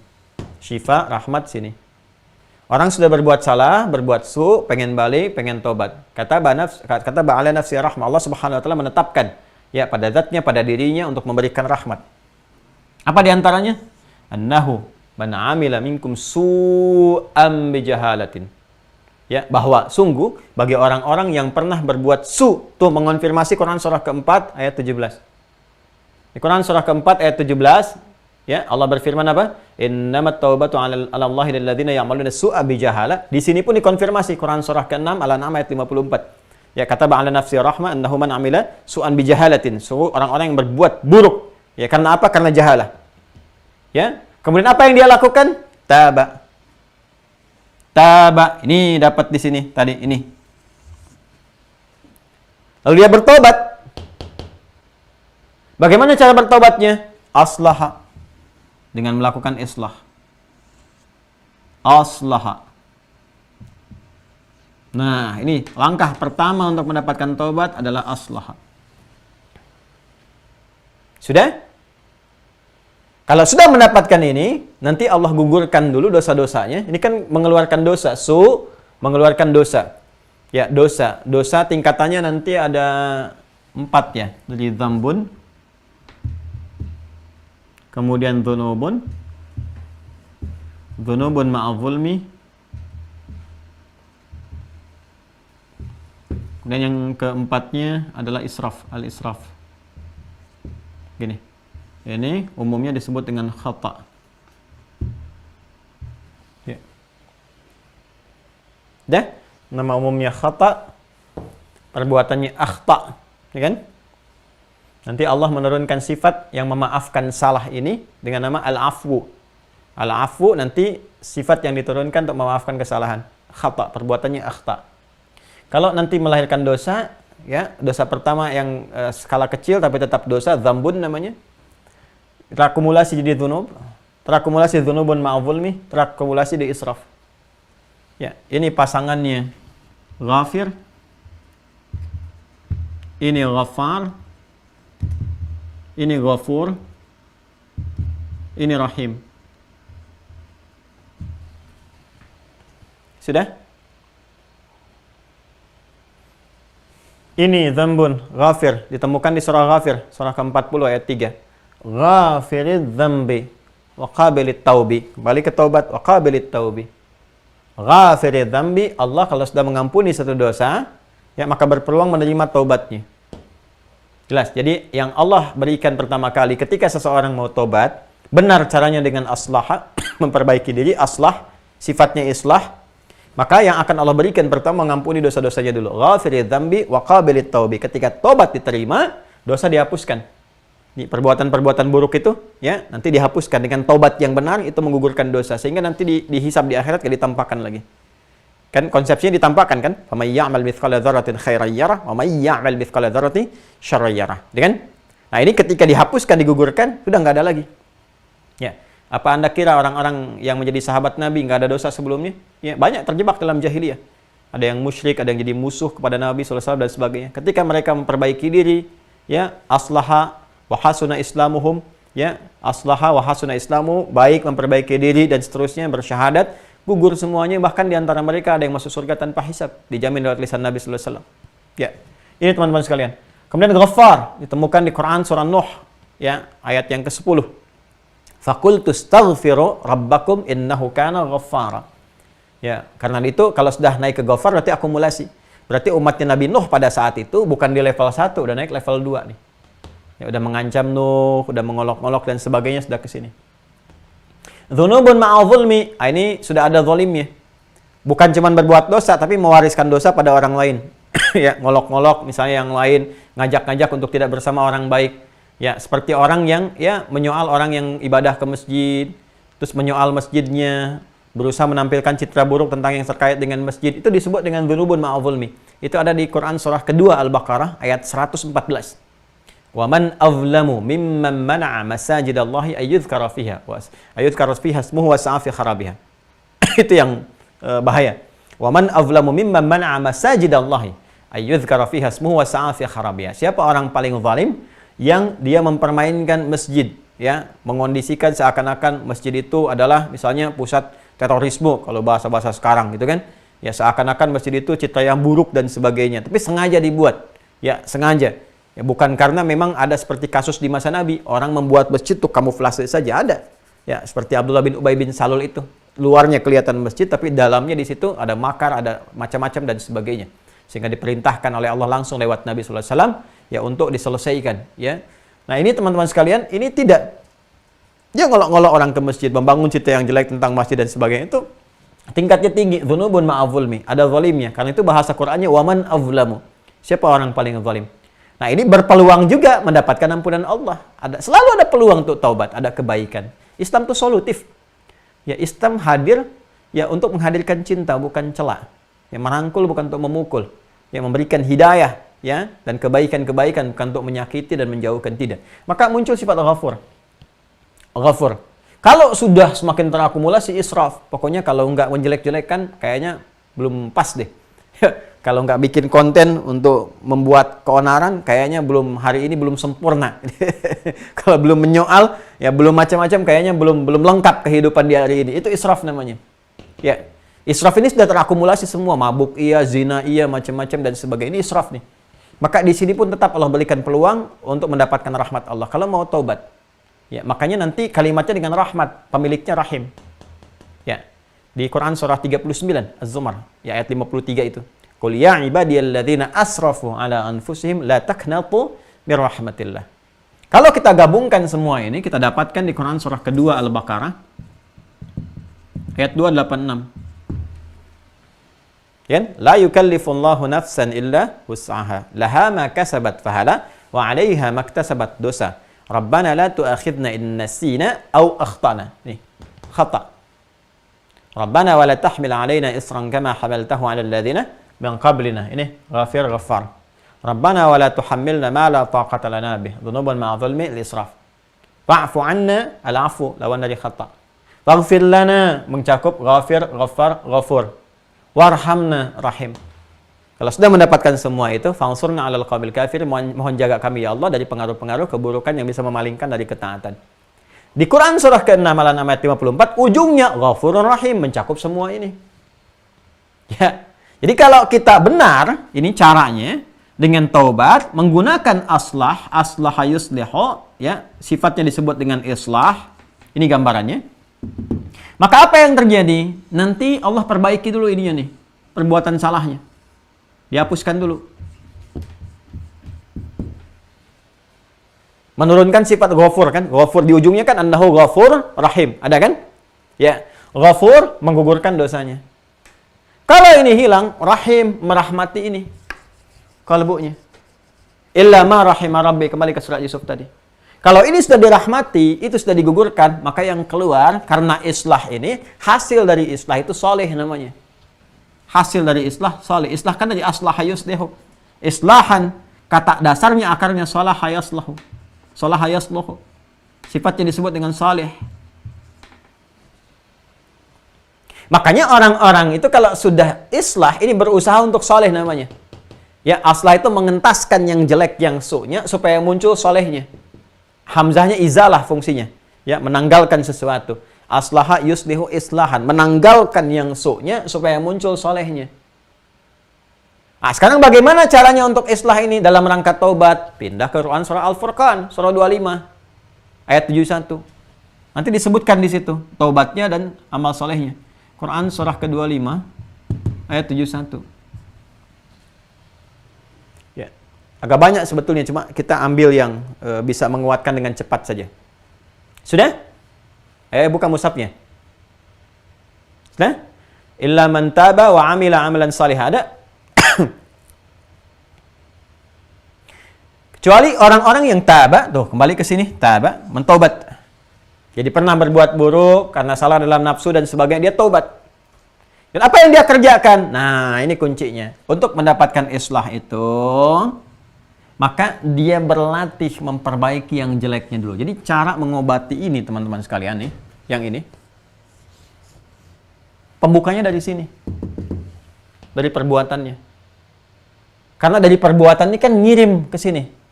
Ya, ngirim informasi, data ke sini terus, jadi membentuk kebiasaan. Ternyata ini bukan cuma sekedar informasi yang sampai ke sini, tapi nanti kalau itu diperbaiki dari depannya ini ke sini, itu semacam jadi palu godam yang memaku itu, ya, memaku tutup-tutup yang keras itu. Jadi seperti dibersihkan lagi nih, bersihkan, dipaku, sehingga sekatnya kebuka lagi, kebuka. Ternyata kuncinya dari sini kata Allah nih, kalau mau taubat dengan benar itu. Nih. Ya, pelan-pelan di sini. Illa man taba, kecuali orang yang taubat. Bagaimana cara taubatnya? Ini, dia berusaha memperbaiki dulu ke sini, lewat jalur sini. Wa amila amalan salihah. Nah, supaya mendapatkan sifat islah, aslaha, menanggalkan, ini harus ditanggalkan nih. Munculkan yang solehnya. Nah, cara untuk mendapatkan itu semua, maka ulama membimbing kepada kita. Ya, sadari dulu. Kalau sudah ada masuk ke dalam jiwa kan sentuhan terus sedikit cahaya masuk, tep. Wah, ini kok perbuatannya begini ya. Sampai kapan mau begini? Cepat ambil. Tadi yang telah saya terangkan. Tsumma yatubuna min qarib. Ya, walladzina jahadu fina lanahdiyannahum subulana. Ambil itu, sadari. Karena itu tahapan tobat yang pertama kata para ulama, satu, pelan-pelan. Untuk mengentaskan yang salah, yang kita harus menyadari bahwa itu keliru. Sadari bahwa ini salah. Pelan-pelan. Awas, kalau ini belum ada, ya 3 langkah yang akan kita sebutkan belum ada, susah memunculkan yang solehnya. Sadar dulu bahwa itu salah. Ya, perbuatan ini keliru, ini nggak benar. Kadang-kadang untuk mendapatkan kesadaran ini, Masya Allah, Allah pun maha baik ya. Kadang kita dapatkan dari akses sekitaran kita. Kan hidup itu begini nih, hidup itu dengan celaan kan begini, teman-teman. Ya, jadi ada yang sifatnya baik di sini, ada yang buruk. Ini cara cepatnya ya. Kalau nanti dari sini ada yang mencela ke sini, ya, dari yang jelek, yang buruk, mencela kepada yang baik. Ini bukan celaan sebetulnya, tapi untuk memantapkan, ya, melekatkan kebaikan yang ada di dalam diri orang yang baik ini. Ya, seperti orang sudah mulai rajin sholat, rajin baca Quran, dicela orang yang ini bukan celaan sebetulnya, tapi pengakuan dari lisan orang yang buruk ini, ya, bahwa ini sudah menjadi baik, karena lawan dari baik itu buruk. Sebaliknya, kalau ada orang baik yang meluruskan atau bahkan mencela, ini menunjukkan ada keburukan yang harus diperbaiki karena sayang. Kalau nggak sayang, nggak akan dicela. Dibiarin aja buruk. Ya, jelas ya? Nah, karena itu, kalau Anda mendapatkan misalnya arahan-arahan, itu pasti itu. Setiap ada tindakan yang buruk, itu pasti ada yang meluruskan. Sekarang kan cepat viral. Rame, viral, begini, begitu. Terus kan ada yang komen, ada yang memberi saran, ada yang mencela. Nah, itu tinggal lihat yang nyela siapa. Kalau yang nyela yang ini, berarti tangkap itu dengan baik untuk menyadari bahwa itu keliru, sadar. Setelah menyadari itu semua, sesali. Oh, ini salah ini saya nih, sesali. Ya. Menyesali pada diri sendiri, ya, mengatakan bahwa ini kamu nih nafsunya salah nih ini. Harusnya nggak boleh begitu, itu nggak benar.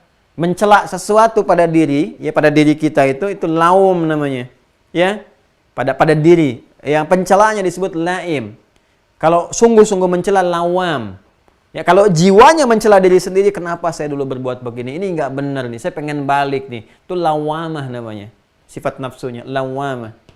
Ya, makanya nanti di hari kiamat banyak orang yang menghujat dirinya sendiri, ke jiwanya sendiri. Ya, kenapa dulu begitu? Salah ini, nggak benar nih, setan sih gara-garanya. Tuh, di serial tentang setan itu, Akhir Tragis Iblis, kan saya pernah mengatakan, ya, menyebut firman Allah bagaimana iblis berpidato. Kok nyalahin saya? Saya kan nggak maksa. Salah kalian sendiri, kenapa ikut? Nah, itu disebut dengan lawamah, nafsul lawamah namanya. Di hari kiamat banyak terjadi begitu. Allah bersumpah di Quran surah ke-75 Al-Qiyamah di ayat yang kedua. Ya, setelah Allah menyampaikan la uqsimu biyaumil qiyamah wa la uqsimu bin nafsil lawamah. Quran surah 75 ayat yang kedua. Nah, ini menyesali dirinya sebelum menyesal di akhirat, dia sesali diri di dunia. Ya.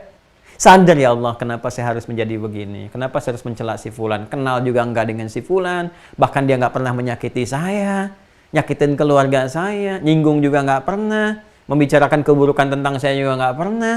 Kenapa saya harus menyakiti dia? Ya kan? Kenapa saya harus mencelanya? Ya, kenapa saya harus memviralkan hal-hal yang jelek tentang dia misalnya, atau mencari-cari kesalahan? Apa sih masalahnya? Dia nggak pernah nyakitin, dia nggak pernah mencela, dia nggak pernah berbuat buruk, nggak pernah menyoal ayah ibunya dan sebagainya. Kenapa harus berbuat buruk? Masalahnya apa? Nah, lalu dia menyadari, dia sadar, dia sesali, nah, dia ingin memperbaiki. 3, perbaiki. Perbaiki ini yang disebut dengan islah namanya. Ya, islah, dari kata aslaha. Aslaha itu, hamzahnya fungsinya izalah. Menepikan, menanggalkan, menghilangkan sesuatu. Jadi dia ingin coba perbaiki yang jelek ini, yang salah ini. Ya, kalau yang salah diperbaiki, berarti kan izalah, ditinggalkan, dihilangkan, sehingga muncul solehnya, muncul lawannya. Nah, bagaimana cara memperbaiki ini? Di Quran surah tadi yang ke-25 ayat 71, langsung diberikan isyarat, amila solehan. Ayo, keluarkan jenis amal soleh untuk memperbaiki ini. Berarti lewat amal ini, kuncinya ini.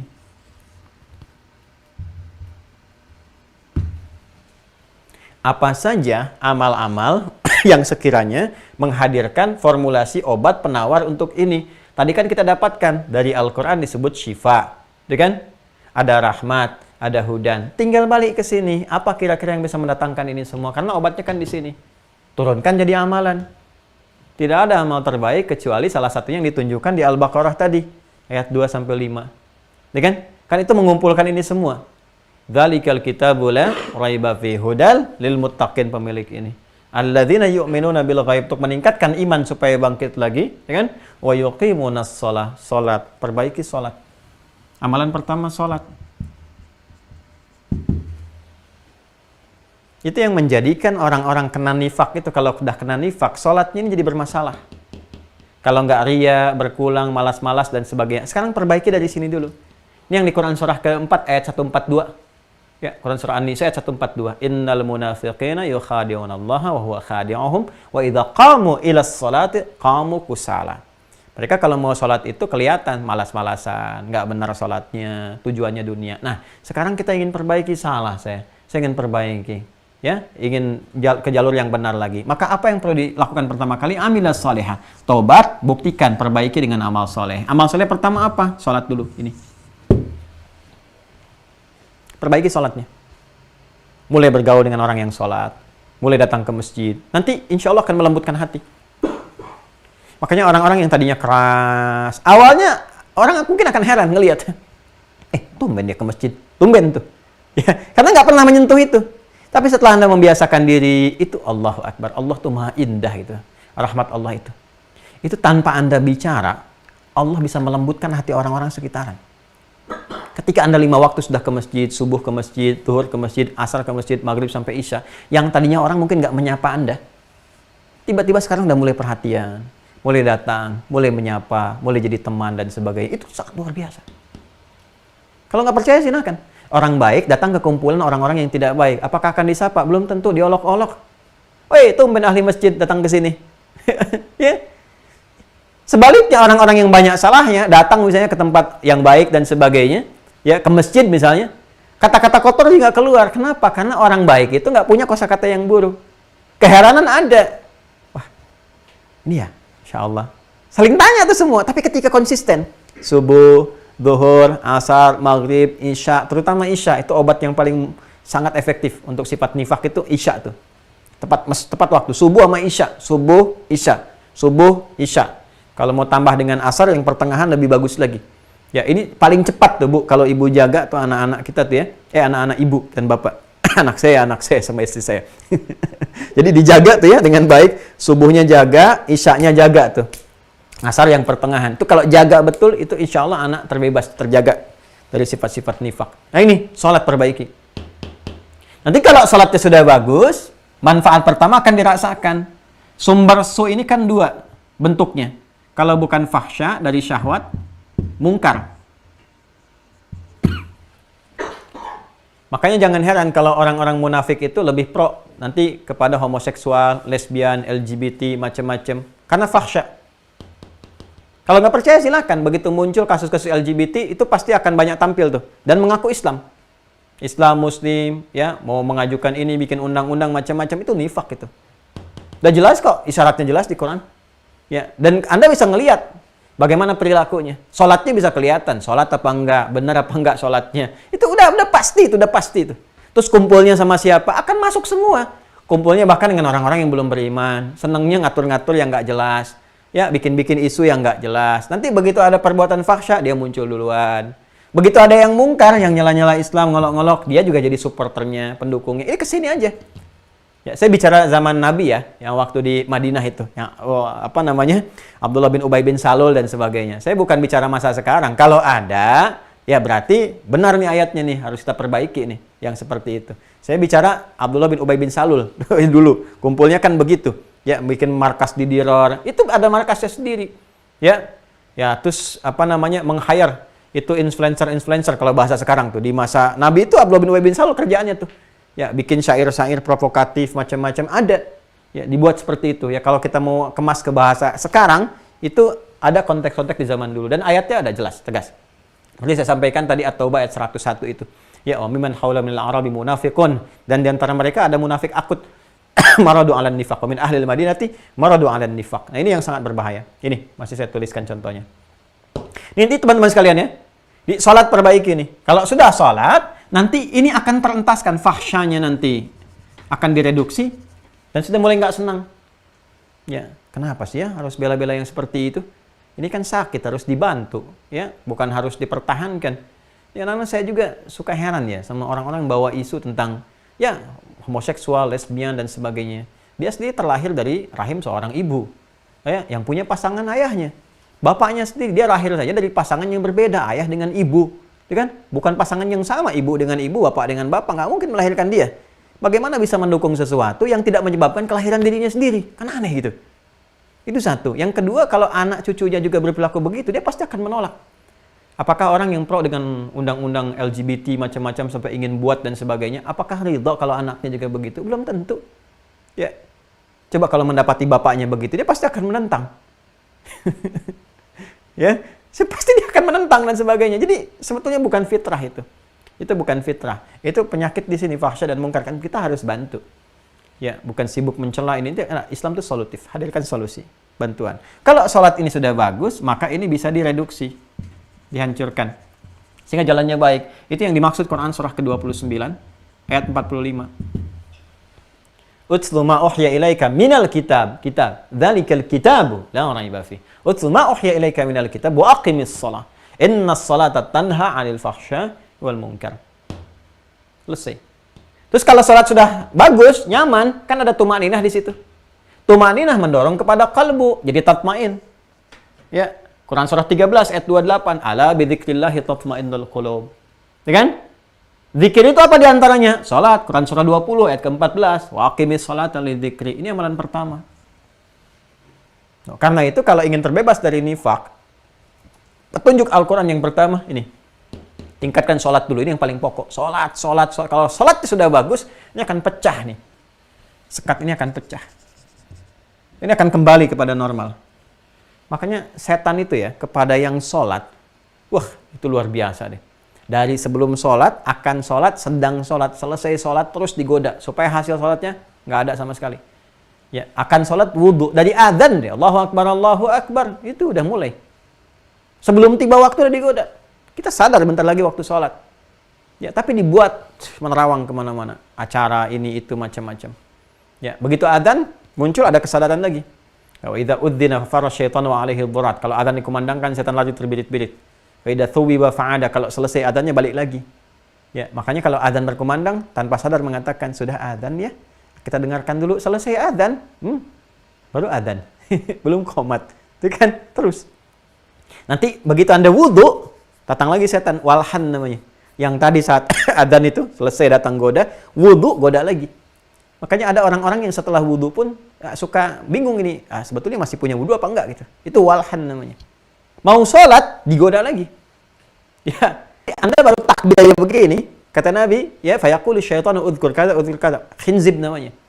Ada yang mengatakan khanzab, hurufnya sama, dibaca khinzib dengan khanzab. Nanti di fikih salat kita bahas ketika masuk fikih. Makanya hatta la yash'urul musalli kam raka'atan yusalli. Sampai ada orang salat itu enggak sadar berapa rakaat sedang menunaikan salatnya. Enggak sadar, terawang. Halus sekali. Pasca salat digoda lagi supaya enggak ikhlas salatnya. Ya sedang salat aja digoda, ada sedang salat riya.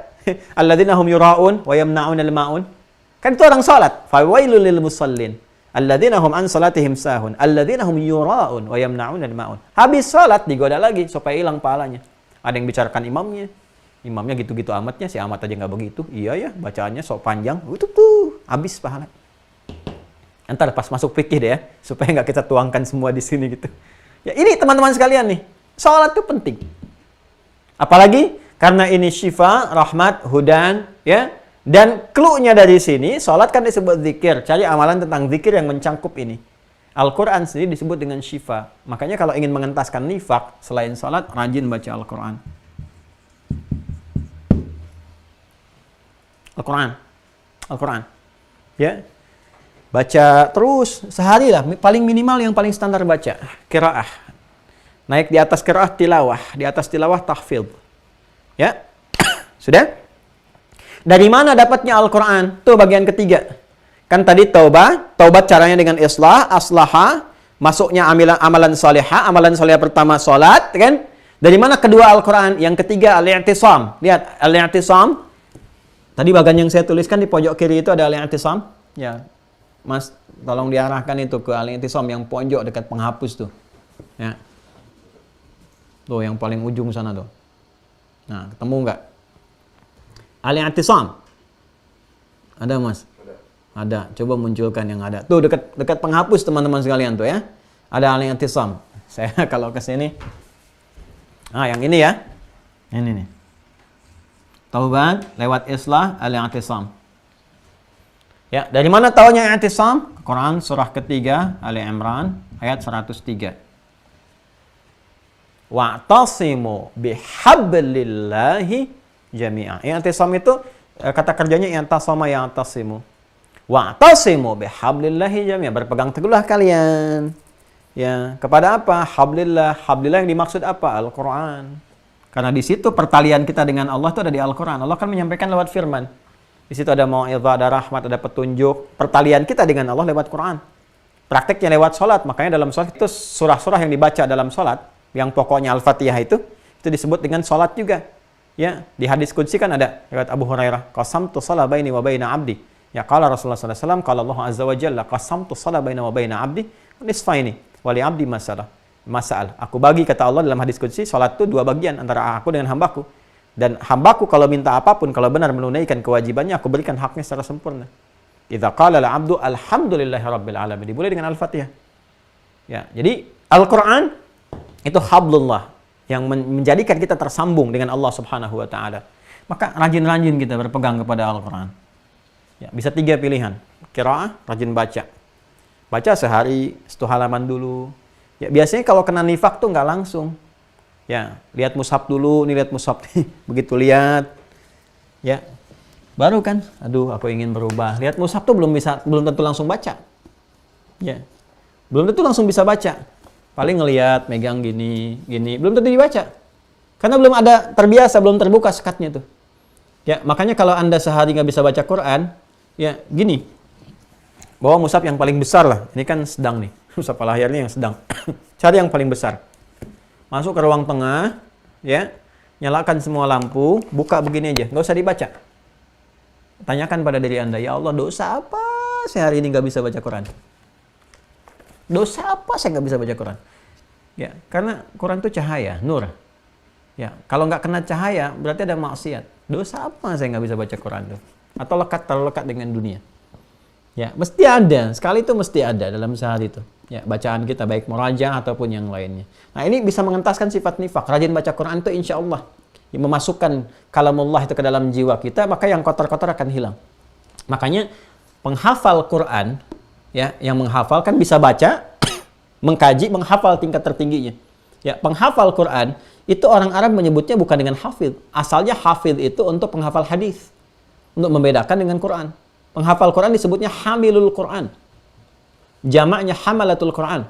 Imam An-Nawawi punya kitab namanya At-Tibyan fi Adab Hamalatil Quran. Hamil itu mengandung. Hamilul Quran mengandung Quran. Seorang ibu mengandung janin, ya, yang sedang dikandung dalam janin itu dirawat begitu luar biasa.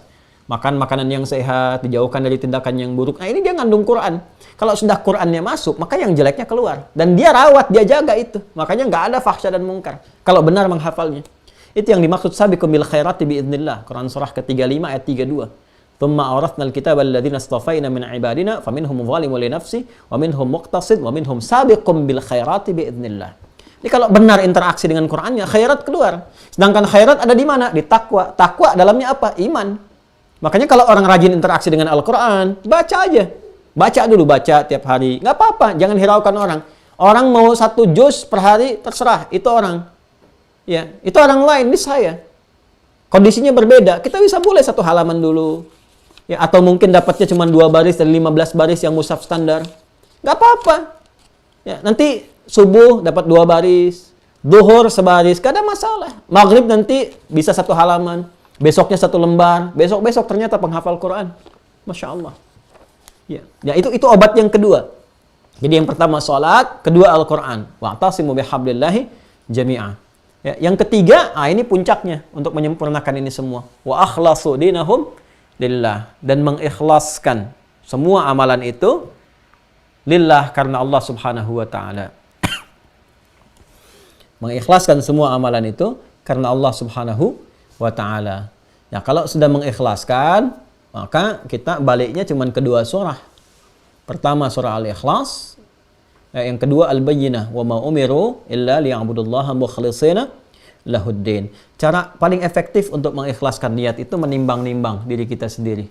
Ya, amalan kita. Jadi begini, kalau paling gampang prakteknya, paling ringannya begini. Kita sendiri bisa menilai diri kita ini sebetulnya seperti apa. Apakah banyak solehnya, banyak salahnya, pahala atau dosanya. Kalau sekiranya merasa masih banyak salahnya, ya mohon maaflah. Ya sisanya itu pakai buat yang soleh. Kalau kita sadar, mohon maaf, banyak salahnya, banyak kelirunya, maka sisa waktu yang diberikan, maka perbaiki. Jangan diteruskan kepada yang salahnya. Itu spirit taubat tadi. Bagaimana kalau diwafatkan dalam keadaan yang kurang baik? Nah, ketika kita menyadari bahwa ini kemarin kurangnya begini-begini, lalu kita ingin perbaiki jadi lebih baik dan serahkan semua hasilnya kepada Allah. Fa idza faraghta fansab wa ila rabbika farghab. Kita serahkan, pokoknya lakukan aja deh. Ya Allah, saya ingin perbaiki diri. Terserah bagaimana Engkau menilai. Engkau yang maha baik, Engkau yang maha rahim. Saya serahkan sepenuhnya. Semua hamba kerjakan, yang penting Engkau ridha. Puncak keadaan seperti itulah yang disebut dengan mukhlis. Usaha untuk berikhlas. Itu yang dikatakan Qul huwallahu ahad. Ya, terserah bagi Allah yang ahad. Allahus samad, aku bergantung padamu ya Allah. Jadi ketika kita menyadari bahwa ini banyak salah kemarin, saya ingin bergantung kepada Allah saja. Baca Quran, terserah Allah, ya Allah, saya menyadari saya banyak salahnya. Saya sudah taubat, Engkau yang perintahkan aku, Engkau yang menjamin aku serahkan sepenuhnya kepadamu ya Allah. Aku nggak peduli lagi dengan pandangan manusia. Yang penting aku ingin ke masjid. Terserah orang mau bilang apa. Ya, aku pernah bertato, pernah ini, pernah itu. Aku berusaha untuk hapus, aku perbaiki. Terserah orang mau bilang apa. Yang penting aku menilai darimu saja ya Allah. Engkau berikan aku apa, terserah untukmu. Itu yang dimaksud wa akhlasu dinahum lillah. Jadi pasti akan ada suasana itu. Ya, kalau sudah ada suasana seperti itu, sudah terlihat, maka akan terjadi perubahan. Apa perubahannya? Pertama, sudah tidak ada kebiasaan yang seperti awal lagi. Yang kedua, punya rasa tidak suka terhadap perbuatan-perbuatan yang menyimpang. Yang ketiga, konsisten pada kebaikan. Sekarang dia tuh kelihatannya sholat, ya rajin ibadah, nggak melibatkan diri pada yang buruk-buruk, sudah sempurna deh, sembuh nifaknya. Nah, kalau untuk penjagaan, ya, yaitu tadi lakukan amalannya dengan rutin dengan baik. Sholat, makanya kan Nabi sampaikan, kalau orang sengaja memperlambat sholat isya, itu ciri-ciri pertama yang bisa memunculkan nifak. Maka konsisten jaga waktu sholat. Baca Quran, kita ada gerakan untuk menghafal Quran. Ini insya Allah sebentar lagi saya ingin tebarkan yang teman-teman untuk wakaf perangkat hafalan itu jangan salah itu, insya Allah itu amalnya besar. Karena saya sedang menyiapkan generasi-generasi terbaik yang kini ini, ya, yang di kampus-kampus dan sebagainya. Saya ingin yang di kampus Islam itu pada menghafal Quran. Sehingga saat di wisuda itu bukan hanya IPK-nya 4 tahun di situ, tidak. Bersamaan dengan itu jadi penghafal Quran. Saya pengen hamalatul Quran. Kita siapkan, insya Allah dalam waktu dekat kita akan supportkan. Ada mungkin kurang lebih 5-7 ribu ya untuk mahasiswa-mahasiswa itu kita akan supportkan yang sekarang. Jadi teman-teman yang wakaf paket hafalan itu kita sebarkan ke situ. Mudah-mudahan ketika mereka jadi penghafal baik ya, ada murid lagi, pahala mengalir, jariahnya dapat, dan yang kita harapkan tumbuh generasi lebih baik. Kita nggak tahu ada titik mana kita berakhir, tapi mudah-mudahan melahirkan generasi terbaik. Dan insya Allah ya percikannya akan didapatkan oleh bangsa ini, negara ini, masyarakat ini. Ya kalau sudah ada, coba deh Anda lihat para penghafal Quran itu kalau benar menghafalnya kelihatan kok, nggak macam-macam. Baik, apalagi kalau mereka dibekali dengan ilmu-ilmu yang hebat ya, di bisnis, di birokrasi, diplomat penghafal Quran seperti kayak Haji Agus Salim itu dulu, masya Allah, kan? Tentara yang ahli Quran seperti Jenderal Sudirman itu, ya masya Allah. Apalagi tuh teknokrat, birokrat, macam-macam, banyak orang baik-baik itu. Kalau Quran spiritnya, insya Allah ya akan lahir generasi-generasi yang mulia. Nah ini gambarannya teman-teman sekalian. Jadi ini obat nifak, penawarnya ada 4, ya, at-taubah. Kemudian islah, i'tisam, al-ikhlas. Kita sudah jabarkan dengan ayatnya, dengan turunannya, termasuk dengan hadis-hadisnya. Makanya nanti di hadis nomor 35 dari Al-Bukhari dan selanjutnya, itu nanti obat-obat dari nifak. Kalau puasa, ngejar Ramadan, setelah itu tingkatkan iman, kekuatan. Ini kan kemarin kita baca alamatul munafik kan? Yang hadis nomor 33, ya, sampai 34, kan betul kan? Ya, subtopik 26 hadis 35-nya tuh qiyam Lailatul Qadri minal iman, babul jihad minal iman, tatawwu qiyam Ramadan minal iman, bab shaum Ramadan ihtisaban minal iman. Jadi ngejarnya ke situ. Ini tingkat ketiganya. Ya, tingkat ketiganya itu puasa. Jadi tadi salat yang standar, Quran standar. Kalau ingin gabungkan semuanya itu nyambung, puasa. Kalau umrah haji kan kejauhan, apalagi sekarang masanya belum tentu mudah. Tapi puasa kan ada momentumnya. Ya, sekarang Kamis kan? Sekarang Kamis ya? Kamis ya, besok Jumat ada Ayyamul Bid dan seterusnya gitu kan. Nah, kalau dilatih puasa, puasa itu bisa mengumpulkan ini. Orang puasa kan sholatnya meningkat. Ya kan? Orang puasa juga infaknya rajin. Orang puasa rajin baca Quran. Dan saat yang bersamaan orang puasa nggak mau maksiat. Saya belum pernah menemukan orang puasa sengaja maksiat, nggak ada. Dia bisa menahan dirinya. Ya, nggak berbuat maksiat. Ya pencela, sepencela-pencelanya. Dicela pun saat puasa nggak mau balas. Itu maghrib jam 6, dia dicela jam 6 kurang seperempat, nggak mau balas. Dasar kamu begini, dia tahan aja. Temennya heran, kok nggak dibalas bang? Biasanya mencela juga. Enggak, tar aja habis maghrib. Habis maghrib. Nunggu buka. Habis buka lupa gitu kan. Buat apa pahala saya hilang gitu untuk balas. Itu sadar tuh, bagus. Alhamdulillah. Itu kurang lebih ya teman-teman semuanya. Alhamdulillah selesai bahasan kita. Ini penyakit yang sumber yang pertama. Turunannya nanti ada seperti sum'ah, riya, hasad, hikdun, iri hati, dengki, dendam, riya, ingin kelihatan orang, sum'ah, ingin terdengar orang dan sebagainya. Itu cabang pembahasan di ilmu tazkiyatun nafas. Nanti supaya tidak terlalu melebar pembahasan imannya, ya kita cukupkan dulu sampai di sini. Ya, selanjutnya nanti kita akan melihat bagaimana sahabat-sahabat Rasulullah SAW dilatih mempertahankan ini sampai Nabi wafat. Kalau selesai pembahasan itu yang terakhir, baru kita masuk ke langkah selanjutnya tentang bagaimana perjalanan iman di era-era pasca wafatnya Nabi Shallallahu Alaihi Wasallam. Ya, muncul apa, ini apa, sampai ke dialektika. Ketika selesai itu, kita sudah paham, tinggal dipraktekkan, pegang teguh dengan baik, kita tahu ilmunya, nanti tinggal masuk ke fikih. Ya, insya Allah. Saya kira itu yang disampaikan di kesempatan hari ini. Saya mengira bahwa kemarin saya sudah menyelesaikan